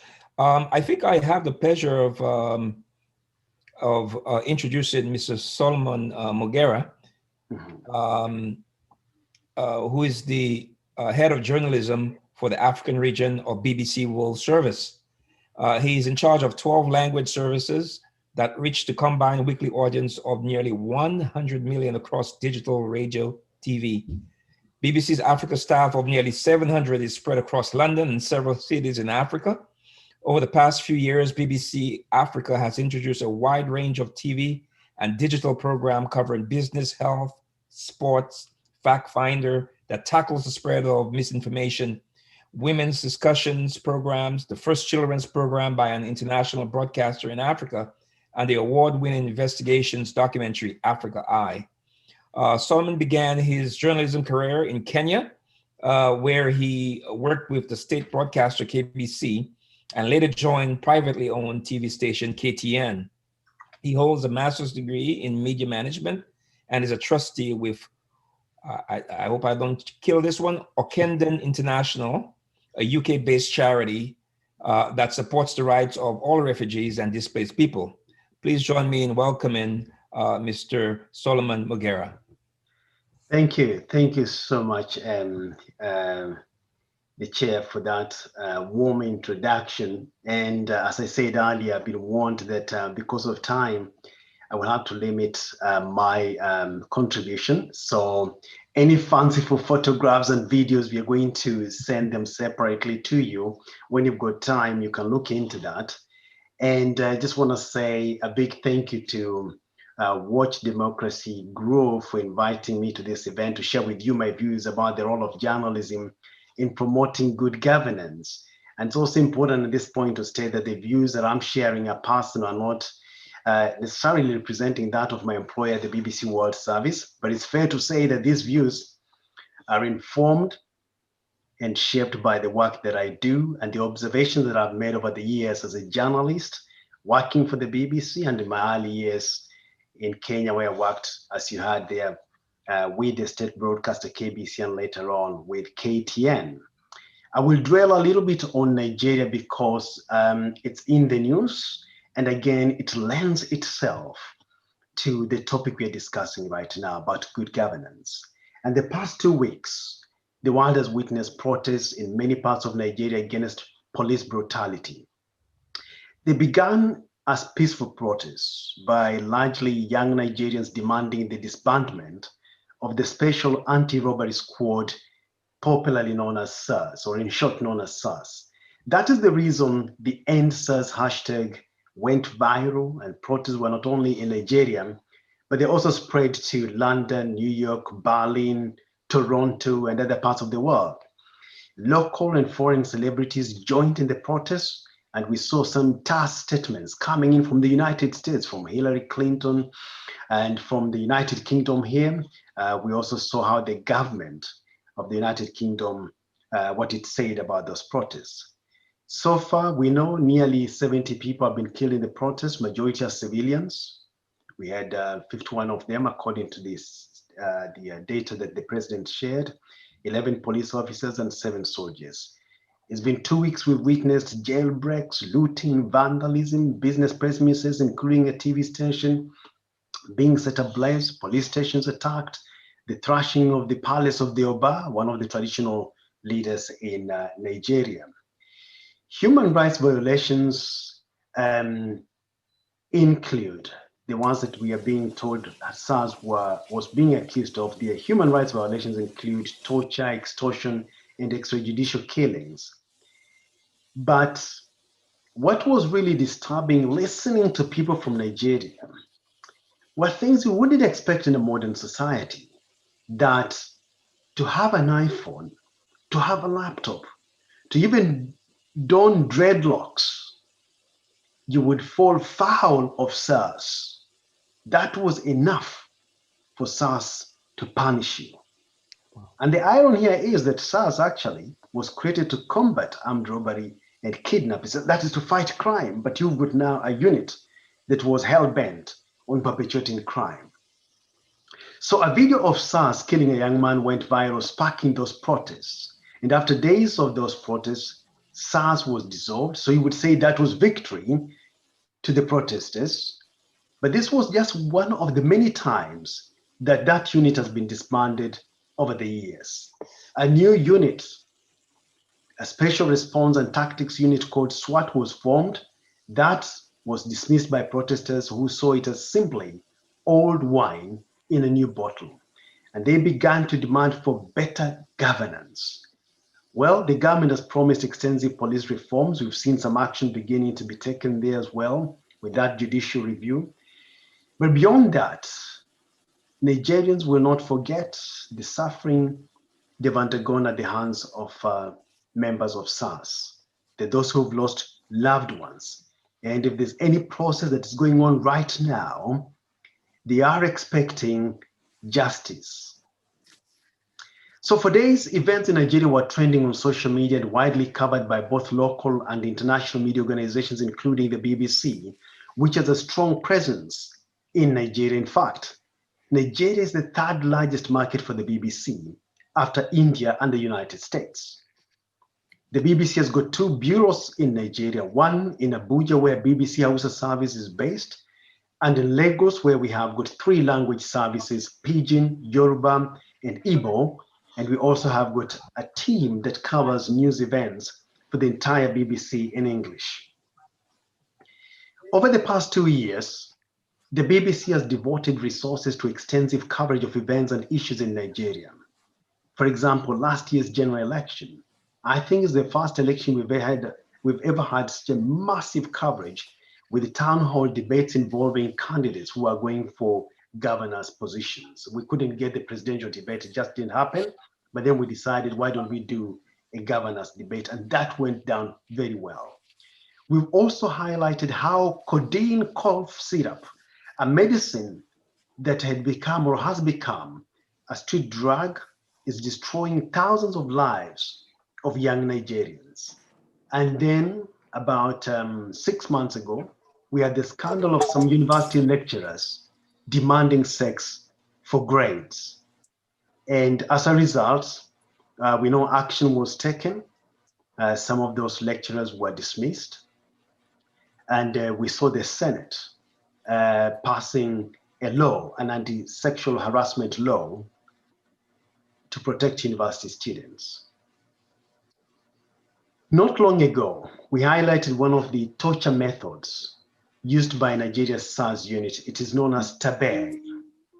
Now, tabe involves tying hands from behind, then joining them with legs also tied from behind, arching the spine, and contorting the body into a triangle.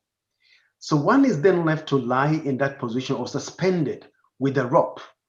And when you're suspended with a rope, you could see in some of the photographs, so we can't show them now, that sometimes you can be suspended with bricks or wood, with fire on the floor, rising to your belly. And we've had multiple videos showing detainees bound in that way, a manner that immobilizes them. In some cases, we see a block of stone or wood being added on the back to intensify the pain. And again, we've sent around a link for you to go and watch what tabe looks like and why SARS was using that method of torture against victims. Let me now move a little bit away from Nigeria, because there are other countries where we've also been highlighting and putting under the spotlight activities or issues that are quite disturbing.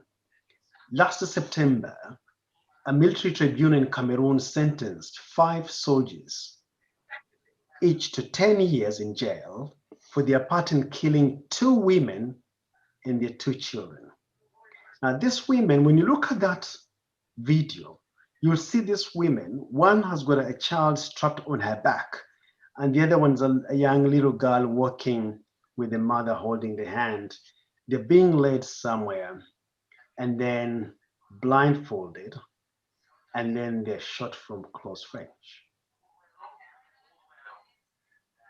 The Cameroonian government initially denied that soldiers had been involved in that attack.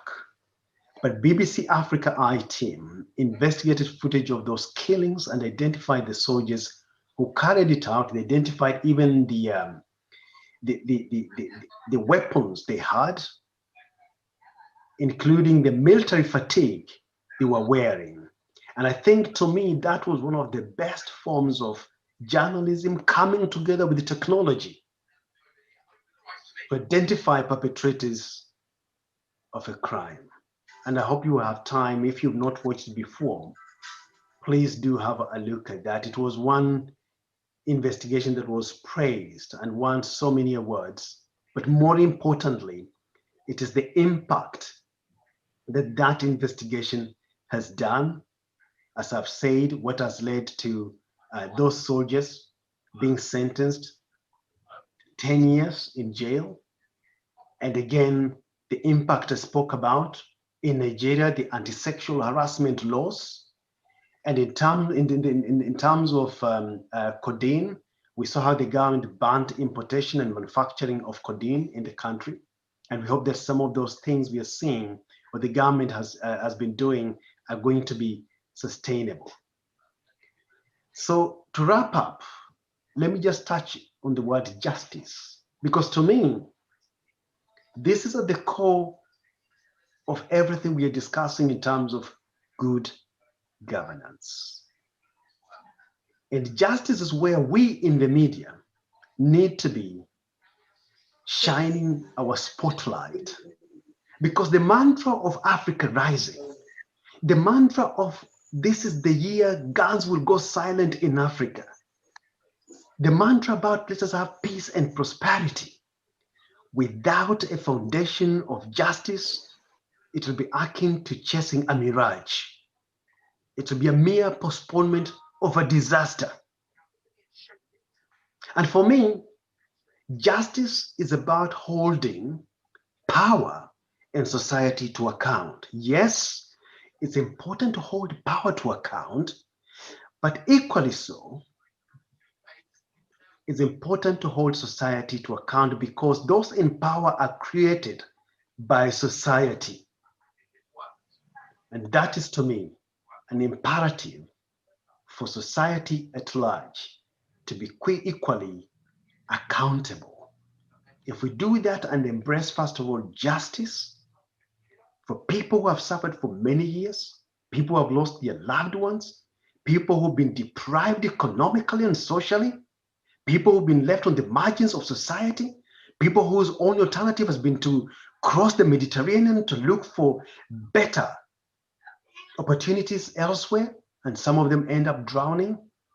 The word is justice. Not even peace, justice. Thank you. Thank you. Thank you.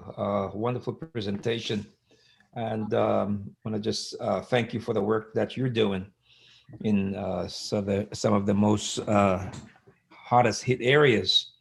Cameroon is certainly one that looms large, and we all still wonder why the world is not responding as much as they should in trying to mediate what's taking place in the northwest, southwest part of Cameroon. You're right on the issue of Cameroon there and what's going on there. You're very right. In fact, you saw on Saturday gunmen attacking a school in Kumba, killing 7 children between the age of 10 and 14. When you hear a parent telling you just how much hope they had in that 11-year-old girl or boy, it's painful, and nobody's taking responsibility. We are reporting on that. Indeed, indeed. Thank you. Hopefully we'll have some time to talk more, and we certainly hope, Mary, that we will share some of the links to the important work. Oh yes, we will. Okay, thank you. Our next speaker, we will have just a small change to our agenda, but our next speaker will be Ambassador Nimaga. And so let me go ahead and give you a little bit about His Excellency. So His Excellency Mamadou Nimanga, I apologize if I mispronounce, and I should say, because this is a francophone, say Nimanga, no? Nimanga? Exactement. Excusez-moi, His Excellency. So His Excellency Mamadou Nimanga, he's ambassador of Mali to the United States and Mexico, is a career diplomat. He has his master's degrees of laws and sciences and master's degree from France, National School of Administration, the certificate of Geneva Institute of International Studies, and the certificate of China Academy and International Studies, and perhaps many more, certainly in the field of post-conflict management, human security, and disarmament. He's an experienced and highly effective policy professional that has history of serving in Addis Ababa for the Mali of the embassy to the African Union. He's a senior diplomat advisor to the cabinet of President of Mali and the Foreign Service in his country. He's a lawyer by profession and the youngest ambassador ever appointed by the Malian head of state as the ambassador to the United States. I want to welcome you. Thank you very much. I will tell you, one of my very, very good friends is from Mali, and I know you'll do him proud. So thank you very much. Welcome to Watch Democracy Grow. Thank you. Thank you so much. Good afternoon, everybody, distinguished participants, the team of Watch Democracy Grow, Marie and others, and those who are following us right now. I would like to thank everybody. And thank you for inviting me to be part of this distinguished panel. I would like to share with you my perspective on the leadership transition in Mali. My country is at the critical moment of its history. Once a promising democracy in Africa, two coups d'etat occurred in Mali in 8 years since 2012. The country has been going through a multi-phase crisis. It's clear that there are many underlying actors that lead to such kind of a deep crisis.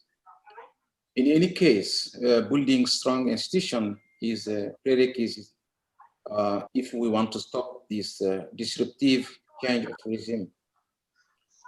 In the specific case of Mali, despite our commitment to promote democracy and its principle and the rule of law, we should recognize it, that our young democracy is still fragile. In addition to the social political impasse, many other challenges have compounded: security, economic, and sanitary with the COVID-19 pandemic. So rather than seeing the setback with pessimism, we are looking at this phenomenon as a process of learning, a trial and error. In order to deepen and strengthen state institutions, some important reform are required: constitutional, institutional, and electoral code, etc. This interim period will be exploited to tackle major obstacles that hinder political stability. So as I said that for Mali, this transitional is at the same time challenges and opportunities. Despite tremendous effort to negotiate and reach a peace agreement with armed groups, security situations has become worse. The north area in the country are still subject to attack on civilian, international, and national troops. Terrorist groups continue to extend their influence in the center, attacking and strengthening the local population. This situation has negatively impacted economic growth.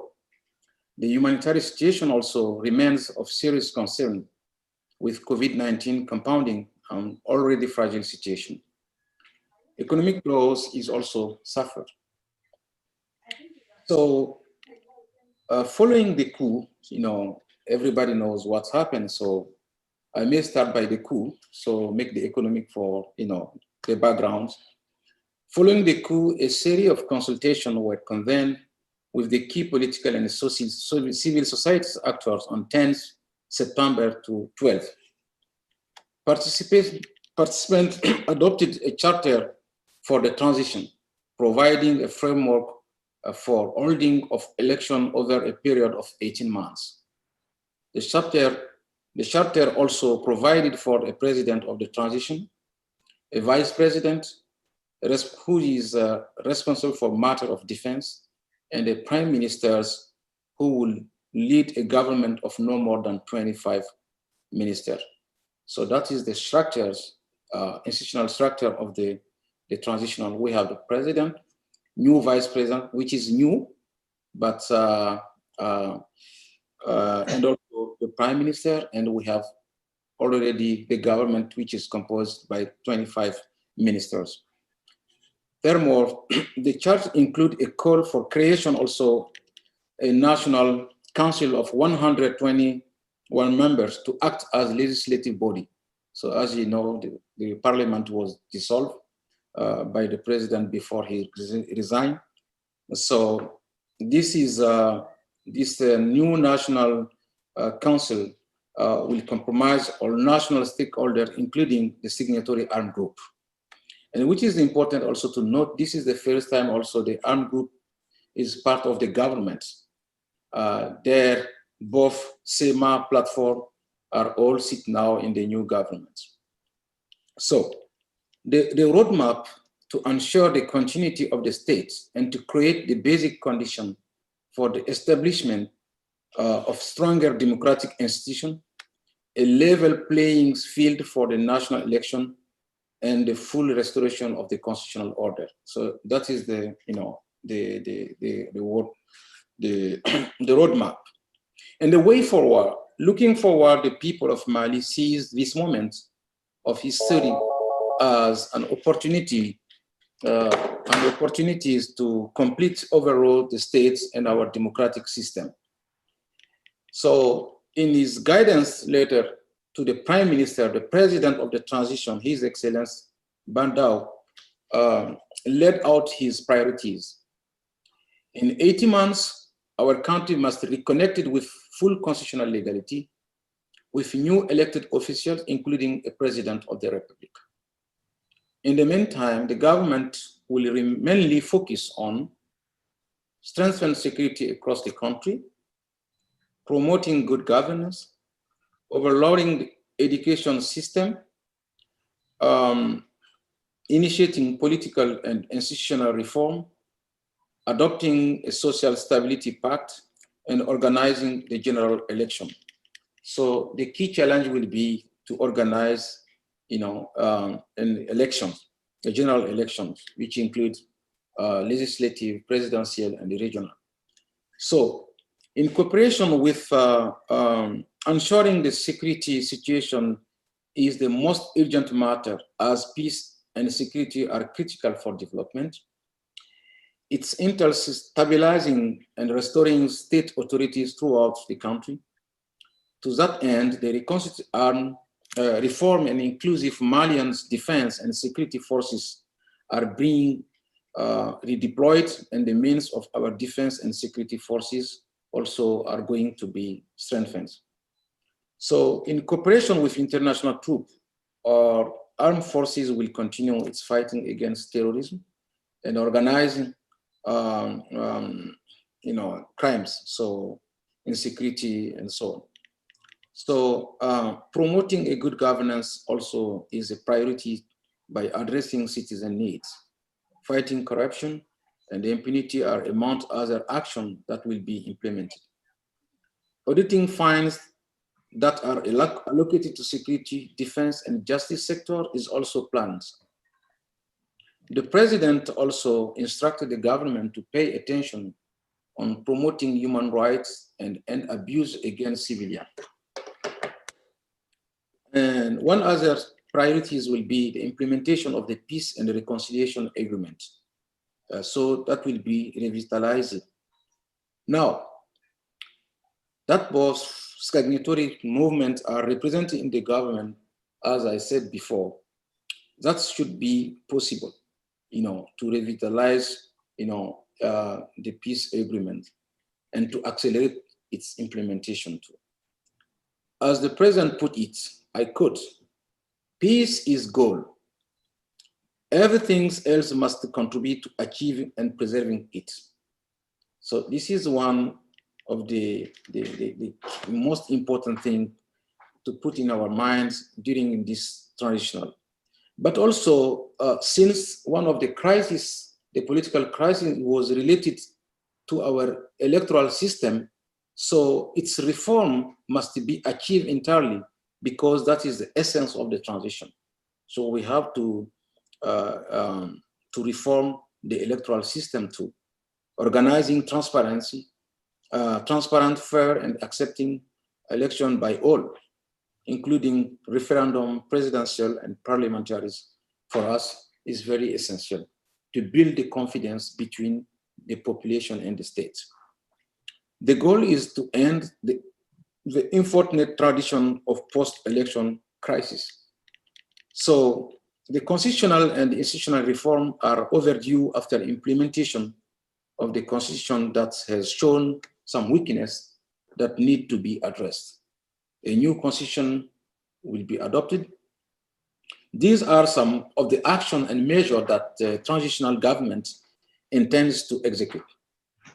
Perhaps a transition period will be too short to realize the ambitious reform that this refurbishment entails, but the state is continuity and future elected president will continue, So as the transition evolves, I call upon international community to continue its engagement in support of Mali and his in this sensitive period, in building the foundation for a more stable and peaceful countries. we are very grateful for the people and the government of the United States and the regional organizations like African Union, like ECOWAS, and the entire community who support us in this difficult situation. And we do believe that also the role of the civil society to continue to promote democracy and human rights is very essential. So I would like also to say that the transition cannot solve all the problem.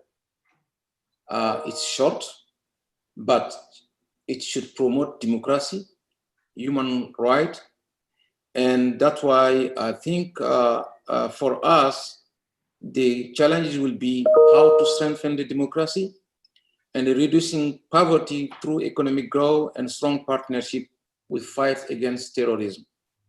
Stakes are high, not only for Mali, but for the whole region. So I may stop there, and I do thank you for your attention. Thank you so much. Thank you, His Excellency. I want to say a tip of the hat to Malians who saw fit to heed to some of the demands of ECOWAS, but also who saw fit to really demonstrate at this level of their maturity as a young nation, in that sense, where they've put a good roadmap towards normalization and reinstatement of the democratic principles. It's a tremendous compliment, and I think it speaks well for youth as they look to the future. And the leadership like you, Ambassador, and others is just wonderful. So thank you.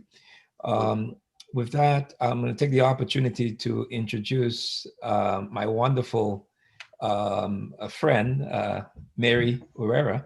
And we have so many compliments for her, but she will not be just speaking, but she will be introducing the next speaker. And after that, I think we will break. That'll be our last presentation for today, which we bring some closing remarks. So she'll introduce our good friend now. We see him as Watch Democracy Grow as a friend of democracy, as a friend of the organization, in Ambassador Salah S. Hamad. Mary, if you would. Yeah, thank you so much, Eric. And thank you so much, distinguished guests. Our last speaker is actually a fill-in for our representative to Sudan, who couldn't make it because of the lockdown right now where they are operating. So the next speaker we have is the former Rwandan ambassador to India, the former Army Chief of Staff for Rwanda, and Ambassador Kayumba holds a bachelor's degree in laws, a master's in global security. And without due, Ambassador Kayumba, the floor is yours. And we are glad that we have African Union aboard. And Ambassador Salah is going to do the closing remark for the day. Thank you. And actually going to cite the case study on human rights issues on the continent for us. And the case study is going to be Rwanda. Okay. Thank you very much, Mary. Can you hear me? Yes, we can, sir. Thank you so much. First of all, I must thank Watch Democracy Grow Now for inviting me for participation and for presentation. I therefore thank my good sister, my very good friend, Mary Uwera, with whom we have shared a lot and we share a country. And I thank the facilitator, Gregory. He has been very, very inspiring in facilitating this program.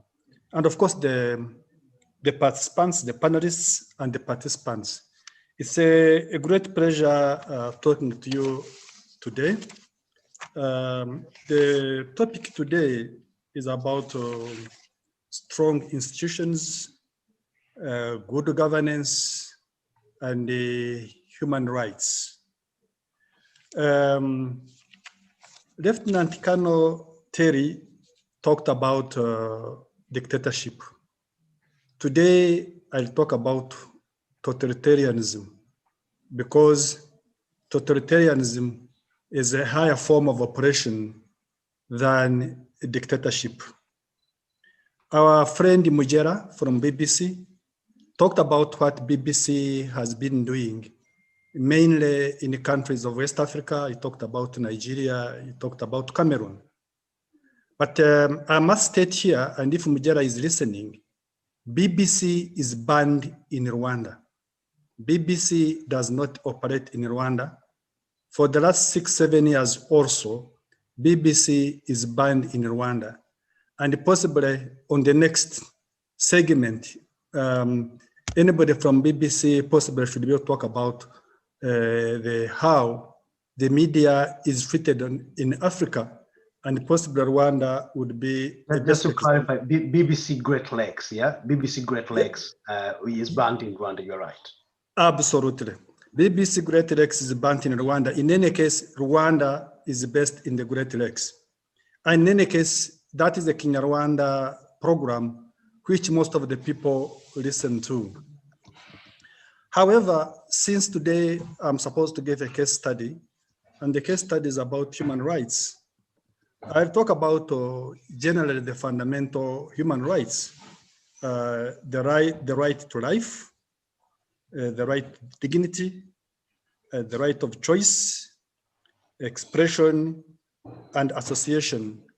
And I try to highlight those in the context of Rwanda. First of all, Rwanda is touted as a country that's developing. But development cannot be in abstract or in a vacuum. Development must be tied to the people. But what happens in Rwanda is that the right to life is violated, constantly violated. You must have heard recently of the assassination of a gospel singer who was picked by the police called Kizito Mihigo. This man was a genocide survivor. And he sang music, he was composing music, mainly for national reconciliation.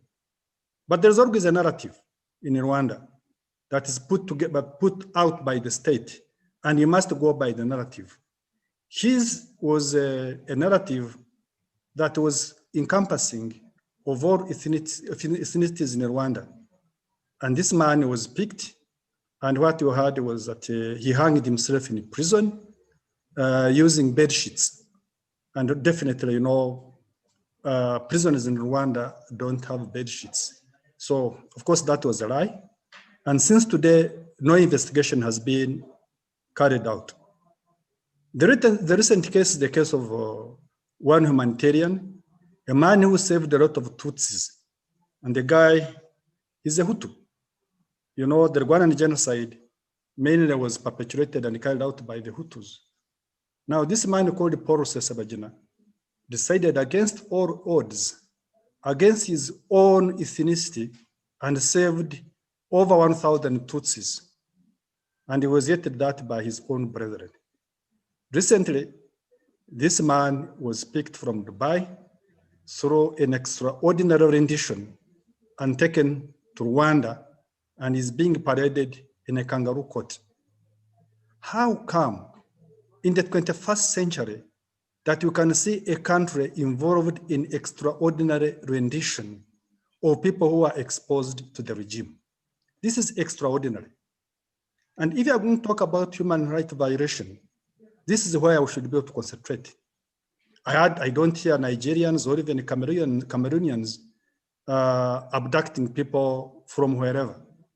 But in Rwanda, we have had citizens being harassed in Australia, in the United Kingdom, assassinated in Kenya, where our friend Mujera worked.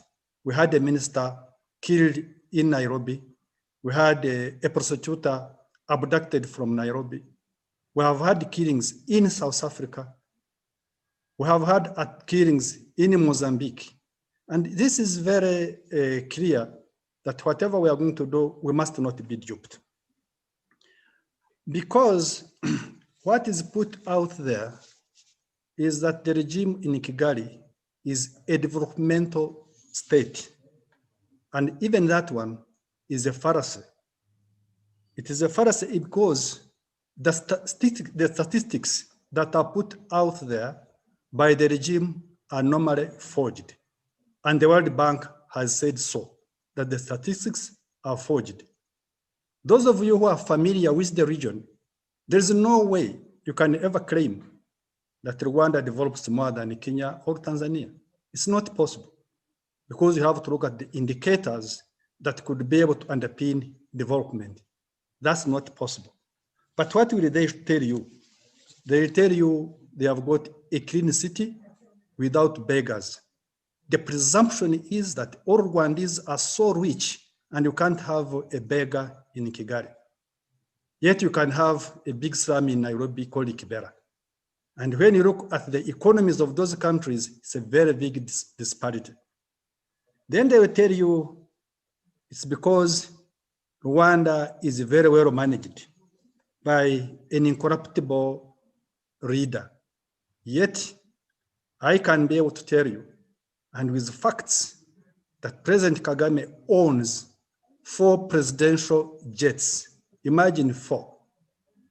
President Uhuru has one, Magufuli has one, Museveni has one, Burundi has one, yet Rwanda, the president has 4. One for himself, another one for his wife and his daughter, another one for his sons, another one for reserve. And this is out there for anybody to see. I can always be even send you the numbers for these aircraft. And one of them was used to abduct Rusesabagina from Dubai.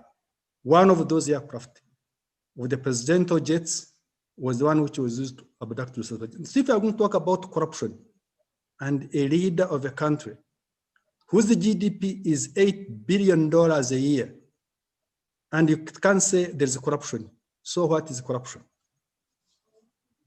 Another thing is you have aid funds being siphoned out of the country and put in Panama. You can look at the Panama Papers. And recently, there was a publication from the World Bank where the government of Rwanda took away funds, $190 million, and put in a foreign account. And yet you go out, you go and ask money from the World Bank, from the IMF to fight COVID. Why don't you bring back the 190 million that is sitting in a bank somewhere?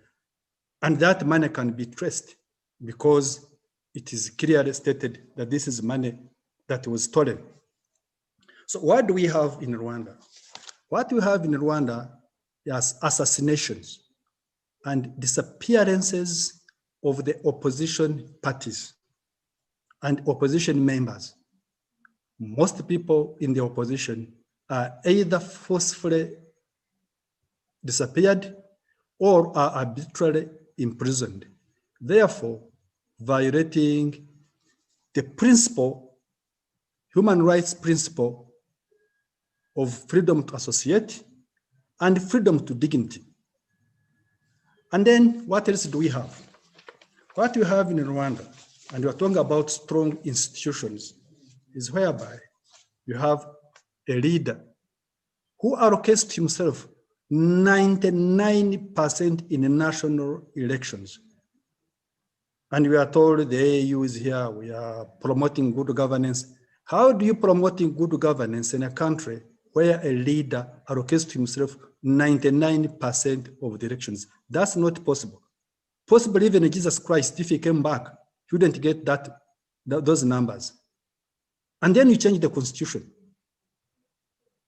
Rwanda had a constitution, and within the constitution, there was a clause 104 that indicated that under no circumstances should the constitution of Rwanda be changed to allow a president to stand for 2 consecutive terms.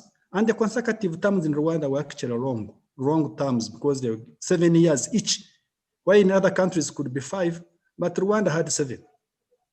And Kagame had been in power since 1993. Then 2010 he becomes president. Then 2003 goes for elections.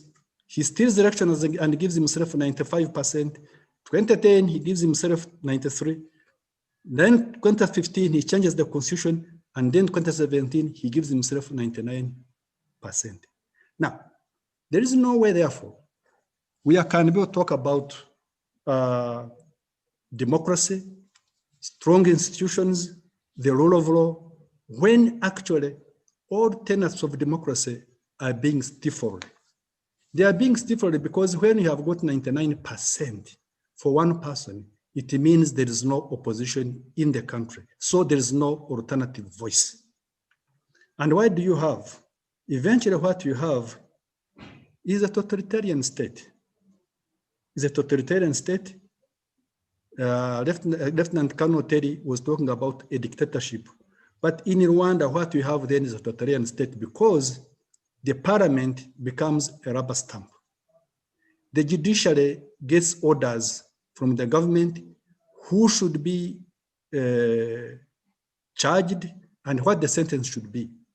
For example, in the case of Rusesabagina, legally, he should have challenged the government of Rwanda, particularly on procedure. The procedure is, how did he get to Rwanda? You know very well in Britain, there is the case of the Colonel, the Libyan Colonel Berhaji, who was abducted from Malaysia, I think, and taken to Libya. Eventually, he brought a case against the British government, and particularly against Jack Straw. The man eventually won the case. His wife, who had been abducted with him, was compensated, and the British government asked for forgiveness and gave an apology. But in Rwanda, Rusesabagina is being tried, having been abducted from Dubai, and the judiciary in Rwanda accepts to try a person who has been brought to it illegally.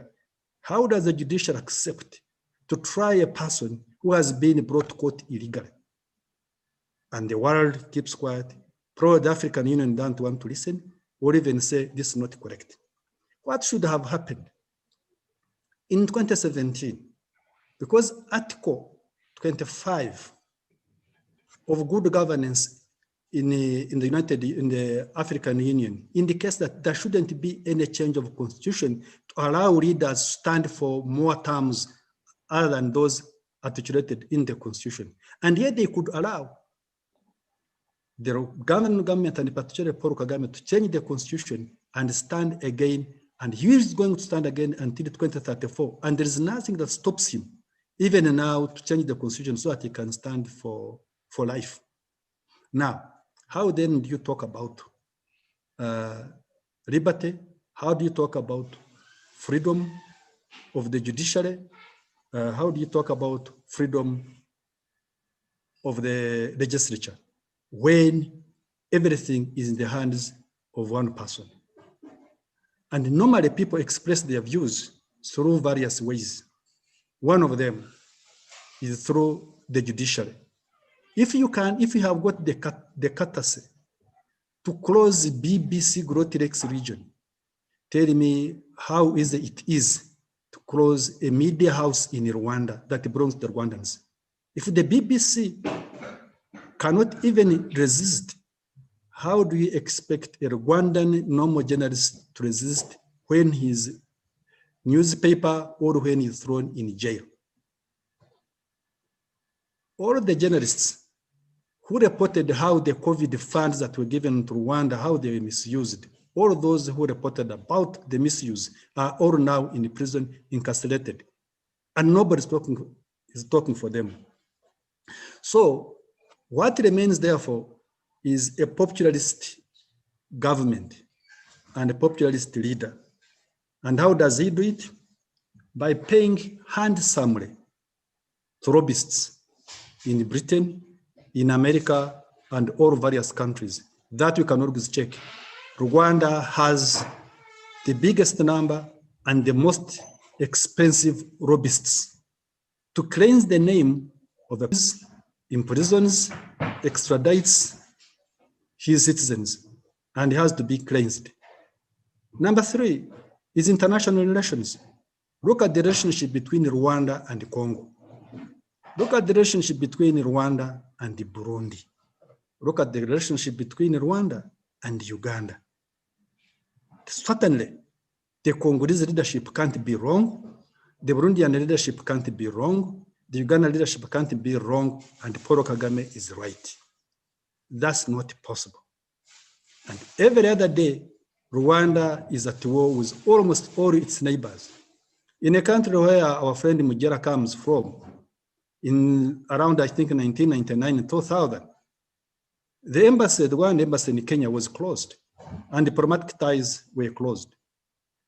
In 2014, diplomats from Rwanda and South Africa were expelled, were involved in assassination attempts and the assassinations against my friend Patrick Karegeya. Now, therefore, also Kenya can't be wrong, and South Africa can't be wrong. Diplomats have been expelled from Canada, from Sweden, from America, mainly for spying and harassing refugees in those countries. Now, therefore, to cut a long story short, what I wanted to present, since today we're talking about good governance, strong institutions, and human rights. What I'm trying to say is, for Africa to prosper, it's quite important that Africans should be clear and frank with their neighbors. You cannot sit in the African Union and somebody is being abducted from Dubai, taken to Rwanda, and you keep quiet, and tomorrow you give a platform and you say this is the greatest leader. That's not the right thing to do. There should be a way of how we should be able to call up some of those people to adhere to the rule of law. That's number one. So the African Union should advance democracy, should advance liberty and freedom for African people. We cannot talk about colonialism like I have had in the presentation. Before I talk about how African leaders, and particularly in Rwanda, our people are colonized by their own. You cannot have fought against colonialism and then you are going to be oppressed by your own people. It does not make sense. Number two is institutions of government, particularly the judiciary and the legislature. As long as the judiciary and the legislature are compromised or are in the hands of one individual, people have nowhere to go. Where they will go, they will be running away to exile because there is nobody to talk for them. So when you talk about people you see drowning in the Mediterranean, it's simply because institutions of government cannot talk for them. And what they do is that they have to run away. They run away because they are oppressed, and they run away because they cannot be able to voice whatever they want to do. Rwanda now has the biggest refugee population in the whole of the East African region. How is it possible? Look at our population, look at the population of Uganda, the population of Tanzania, or Kenya. How is it possible that Rwandans are now running out of their country at this material time? And you don't find it in other countries, maybe with the exception of Congo. And the Congo is a special case, but Rwanda also is one of the countries that has a lot of refugees running the neighboring countries. And therefore, you cannot talk about stability, you cannot talk about the development, you cannot talk about a clean city when your own citizens are running out to exile. In a nutshell, and to conclude, I would think that to have democracy grow, particularly in Africa, is to look at a case-by-case basis. I'm glad our colleague Mujela talked about Cameroon, talked about Nigeria, but there are other countries that go under the radar. They hide under the radar simply because they can pay lobbyists and nobody talks, or they can intimidate. And those are actually the worst places. At least what is taking place in Nigeria, like Mujela was saying, they can have people to go and investigate, but you cannot go to investigate anything in Rwanda. And that's a problem.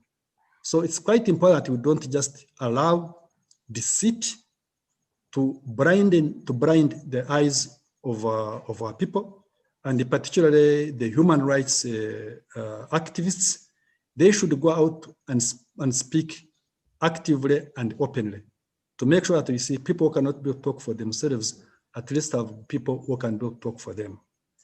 And to conclude, I thank Watch Democracy Grow Now, because you cannot provide this kind of platform. I speak to you now because I'm out of Rwanda. What I'm saying now, I can't say in Rwanda. And possibly, if this was to be found out, possibly somebody's going to be accused of giving me a platform. Like you could have seen recently, when Christian Amanpour gave a platform to one journalist to talk about Paul Rusesabagina. Immediately the government of Rwanda was out to attack Christian Amanpour. All she did was only to give a platform for somebody to express a view, and yet she was attacked. So I would encourage the activists, the media practitioners to look at the case of Rwanda and highlight it in its proper form, instead of being duped by a clean city and by lobbyists. Thank you very much. Well, thank you very, very much to our last speaker. Before I turn it over to Mary, I just want to say that Watch Democracy Grow, at times, we have a role in really going sometimes at a deeper level into different subject matters. And a case study, as was brought in today, was simply just that. We are a nonpartisan organization, so we're not supporting any political parties or any particular movements, but we are in the business of watching democracy grow. We believe the case of Rwanda certainly is worth watching very closely. And yes, the world is concerned about the latest human rights violations that have been either taking place or alleged. Certainly the arrest of our dear friend Paul from Hotel Rwanda is something worth continuing to watch.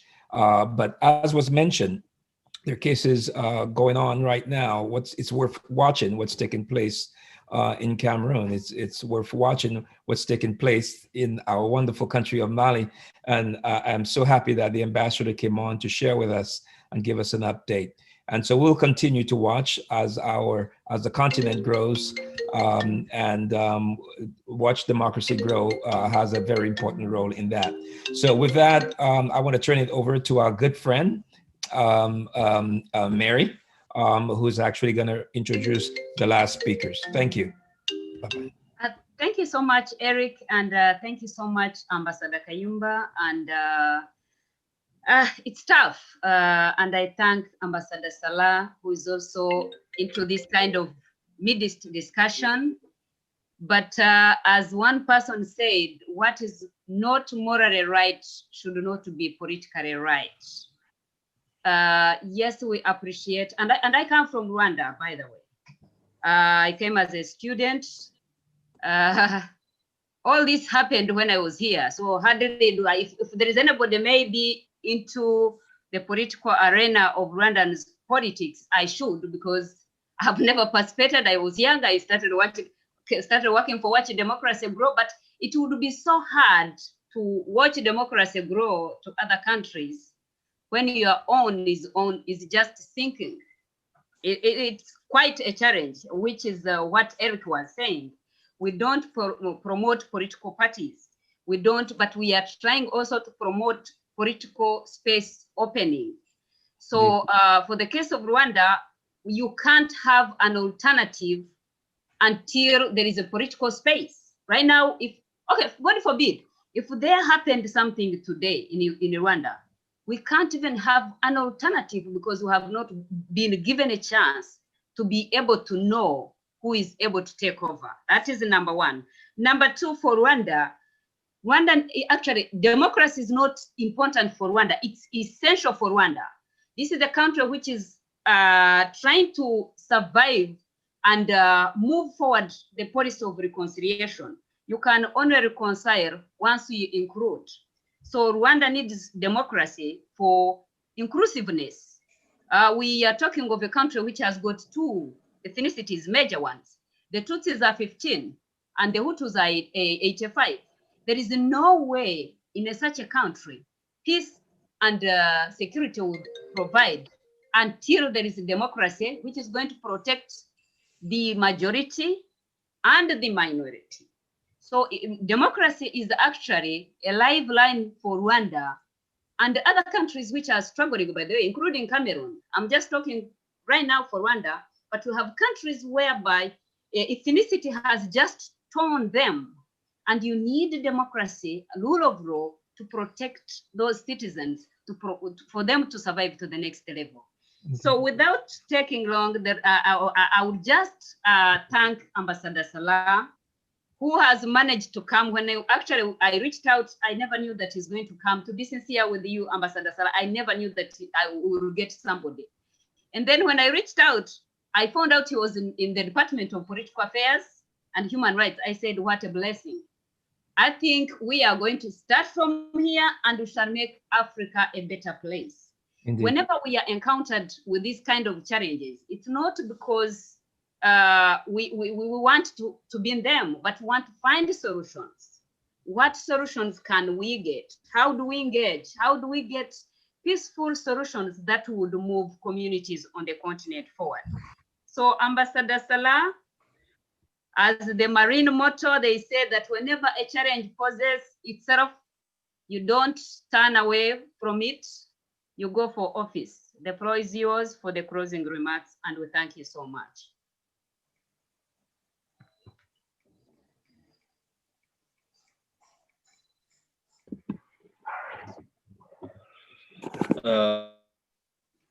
Mary, for allowing me to deliver some closing remarks at the end of this program for today. Before I begin, let me once again thank you. Let me once again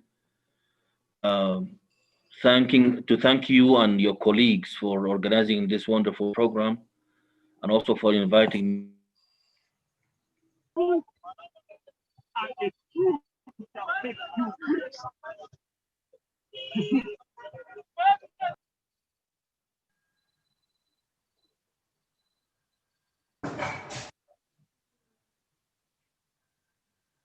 Put it there? Okay. Yeah, hello. Hello, yes, you are on. Sorry, okay, I'm yeah. experiencing some technical difficulties. Yeah, sorry, that's okay. Yeah. So once again, thank you very much for inviting me to be part of this program. Let me begin by emphasizing a fact that you, Mary, and all the colleagues around this table who are Africans or friends of Africa, they are in fact part of this movement that is the African Union is leading to promote democracy and governance, and to promote and protect human and people's rights on the continent. I'm glad to have listened to the presentation by my dear friend, now if I can call him, we fought a bit during the last meeting from BBC, but as Africans, we always disagree to agree and agree to disagree, and again, disagree to agree in a very friendly fashion and in a very brotherly fashion. After all, Solomon, myself, and others around this table today are all working for the same goal, and that is to make Africa a better place for all of us as African people. The African Union is me and you, and together we can make Africa I cannot come today and say or lie to you and say this the picture is very rosy. Africa is progressing as we wish for it and as we hope for it. There are so many challenges here and there, But of course, the African people are the agent of change. They have made it in Mali recently. They have made it in Sudan. They have made it in many other African countries. So the African people, as strong as they are, they can always stand up and speak up against any dictator, against any regime that is oppressing the African people. Even if it takes time, it took 30 years in Sudan. It took longer in Egypt. It took even longer in Libya. But oh, the will of the people, and only the African people were able to make the changes, and they will continue to make the changes.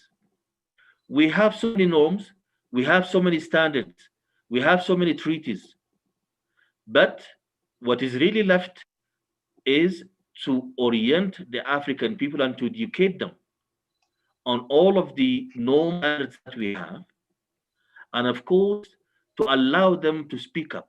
They spoke in Nigeria just recently, and that led to the change of laws, reform in the police sector. Last year, the same thing happened also in Nigeria, where the youth protested, and they said and demanded reforms under the slogan not too young to run, which also resulted in the reform of the constitution in Nigeria. Today, Nigerian citizens can vote at the age of 18. It was 25 before. Nigerians can run for office at the age of 18. It was 35 before. Nigerians can run for presidency at the age of 25. And it was 65 before, or even, 45 or more. So as you can see, these are happening every day. And the only way for the changes to happen in a positive way is for us as African people to accept that making the change is a collective responsibility. We have to always work together as African people. We always have to join hands as African people, and we always have to look into the future, because the future is here. The future is in Africa. And by the way, The Economist, and I have mentioned this before, The Economist 25 years ago labeled Africa as a hopeless continent. The same Economist came 10 years later to label Africa as a rising continent. And this is the reality. Africa is a rising continent. And the only way for the African people to ensure that the change is happening through peaceful ways and means is by educating the African people, orienting them on their rights and duties, and of course, make them be guided by the African shared values. So then they can make the changes that are good for them, the changes that will make Africa a better place to live for them and for their children to come. We are wasting time. We are learning from experiences from around us in other countries. We can do it right. But believe me, we cannot do it through violence or conflict, because that will come at a higher cost. The only way for us to advance democracy, rule of law, and to promote and protect human people's rights is through collective work, collective efforts. And with that, we'll certainly make Africa a better place to live. I thank you very much. Thank you as well, Ambassador. This is Solomon. It's a pleasure to meet you once again. And I like the fact that when we meet, we are talking about issues that affect Africa, and also talking about them in an open and objective way, because I tend to think that that is the best way to approach issues in Africa, where you've got to give a rounded picture of the situation. So for example, what Kayumba Nyamwasa has been saying and others have been saying. Look, I don't think there's any country in Africa that is so bad that there's nothing that works in that country. Not at all. For us as journalists, and when we say we in the BBC are independent and objective, is how you look at a country in its totality. So for example, even in South Sudan, the youngest member state in Africa, it's got its challenges. But there are things that are working in South Sudan that are keeping people alive there and going and giving them hope. Take, for example, a country like Burundi, where BBC is totally banned. In Rwanda, we are partially banned, actually. You've got the Great Lakes, which is banned on air, but you can still listen to English, to Kiswahili, to French, if you are in Rwanda. So it's very important to give an accurate picture of things. And that way, then you can be believable and reliable. You've got to give a rounded picture of something. In Burundi, where we are banned, the things in that country that I believe are working, that we in the media should also be highlighting.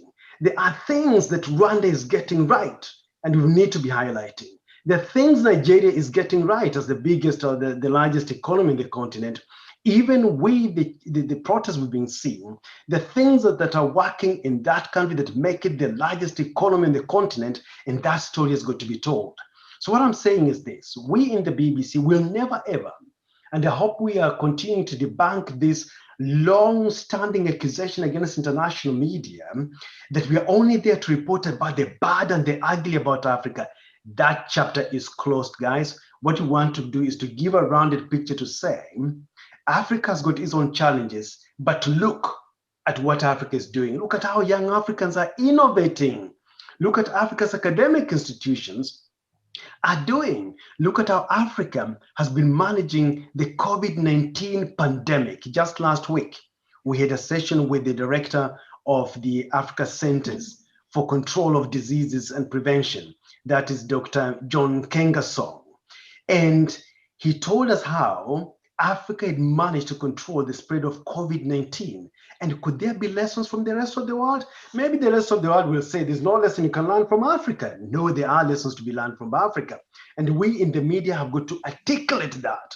So I would say, yes, there are weaknesses in Africa, but there's a Swahili saying, which I don't know whether I'll translate very accurately, that titi la mama hata likiwa na mpwa ni tamu. That is, your mom's breast may have a sore, but it is still sweet.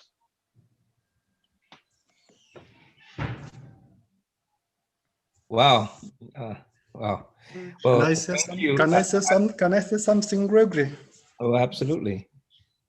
Thank you so much. I really agree with Mugera, and it is true. A lot of good things are happening in Africa. You cannot compare Africa of the 1970s, 1980s, and the Africa of today. But if we are to change, what is quite important is to look at what is dragging Africa back. It's quite important. If you don't do that, and particularly issues to do with human rights, issues to do with liberty, with freedoms of people, then there is no way you are going to build a country. Because if you are going to talk about the things that possibly people could have got right, a guy like Gaddafi, he got a lot of things very right. If you look at the Human Rights Index during this time, talk about development generally, water delivery, all that, he got a lot of things right. If you talk about what Mubarak got right, a lot of things are right. But then, where are those countries? The problem is, you must be able. I want to say we're gonna leave that sure. as food for thought for tomorrow, because I think we'll delve into some of those. Yes. As you can tell, the topic of Africa, it's so rich, and we speak with passion because we care, and most of us are living it. But we just appreciate what Ambassador Hamada said, and we're so hopeful for what Ambassador Nimaja said is going on in Mali. So the future is bright. And when I saw the Yale group, and I was able to see maybe about 50 to 85 of them, and I took them at the Organization of American States, where they met some of their fellow professionals there, I really felt good because I know Africa is in good hands. The future of Africa is really in good hands. And you could see with a lot of the young professionals, and now we just have to get it to the top where they realize it's not bad to retire gracefully and to allow for that transition to take place because the future is immense. With that, Mary, the prerogative, if you would, to just bring it to a close. Yeah, thank you so much, Eric and Excellence Ambassadors. We appreciate you being here today. As again we said, this is a forum to find solutions. The I think the biggest problem that we have usually is that we tend to fear one another, tend to run away from each other, and you cannot find solutions until you are together. Even here, by the way, I usually say the whole of the racial issues here, it's because everyone goes away from the other. But if everyone knows what the other is, what are the dislikes of the other, so that we reconcile, I think that was usually the purpose of reconciling Africa. The purpose of the forum is to build a better Africa, a healthy and wealthy Africa. And tomorrow we have a session on debt forgiveness, debt cancellation, infrastructure development on the continent, where again we are having wonderful participants. We have UNESCO, we have I think African diaspora who do advocacy for increasing international support, especially during this time of COVID.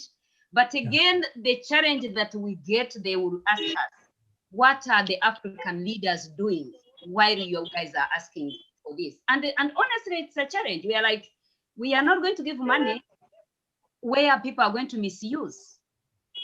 And even you would understand it. So we are requesting African Union, Ambassador Salah, basically we are going to work with you on the issues of promoting democracy. African Union 1960, the goal was to unite Africa, and we achieved that. We should at least add another goal, at least trying to integrate with them. Even the goal of unifying African countries will never be achieved. Do you want to promote your business? Do you want to talk about your nonprofit organization? Do you want to talk about your culture? Introducing the online web TV, Afrique Today. Fogham. You can watch us live at the same time on 4 platforms: Facebook, YouTube, Twitter, and using the Afrique Today app. Download our app today for Android or Apple. Promote your business today. For more information, go to www.afriquetoday.com. Afrique Today, the best of digital TV. Watch Democracy Grow, in collaboration with other diaspora organizations, are delighted to invite you to the 2020 Annual Zoom Conference, scheduled to take place October 24th, 25th, 26th, and 27th from 9:30 a.m. to 2:30 p.m. Eastern Standard Time. This year's theme, Building a Healthy and Wealthy Africa. And for the topics to be discussed, do not miss these as well. Just go to watchdemocracygrow.org and register for this conference by clicking the event button. Then go to Zoom registration. But also, as you watch Democracy Grow, don't forget that early voting starts October 26th in Montreal.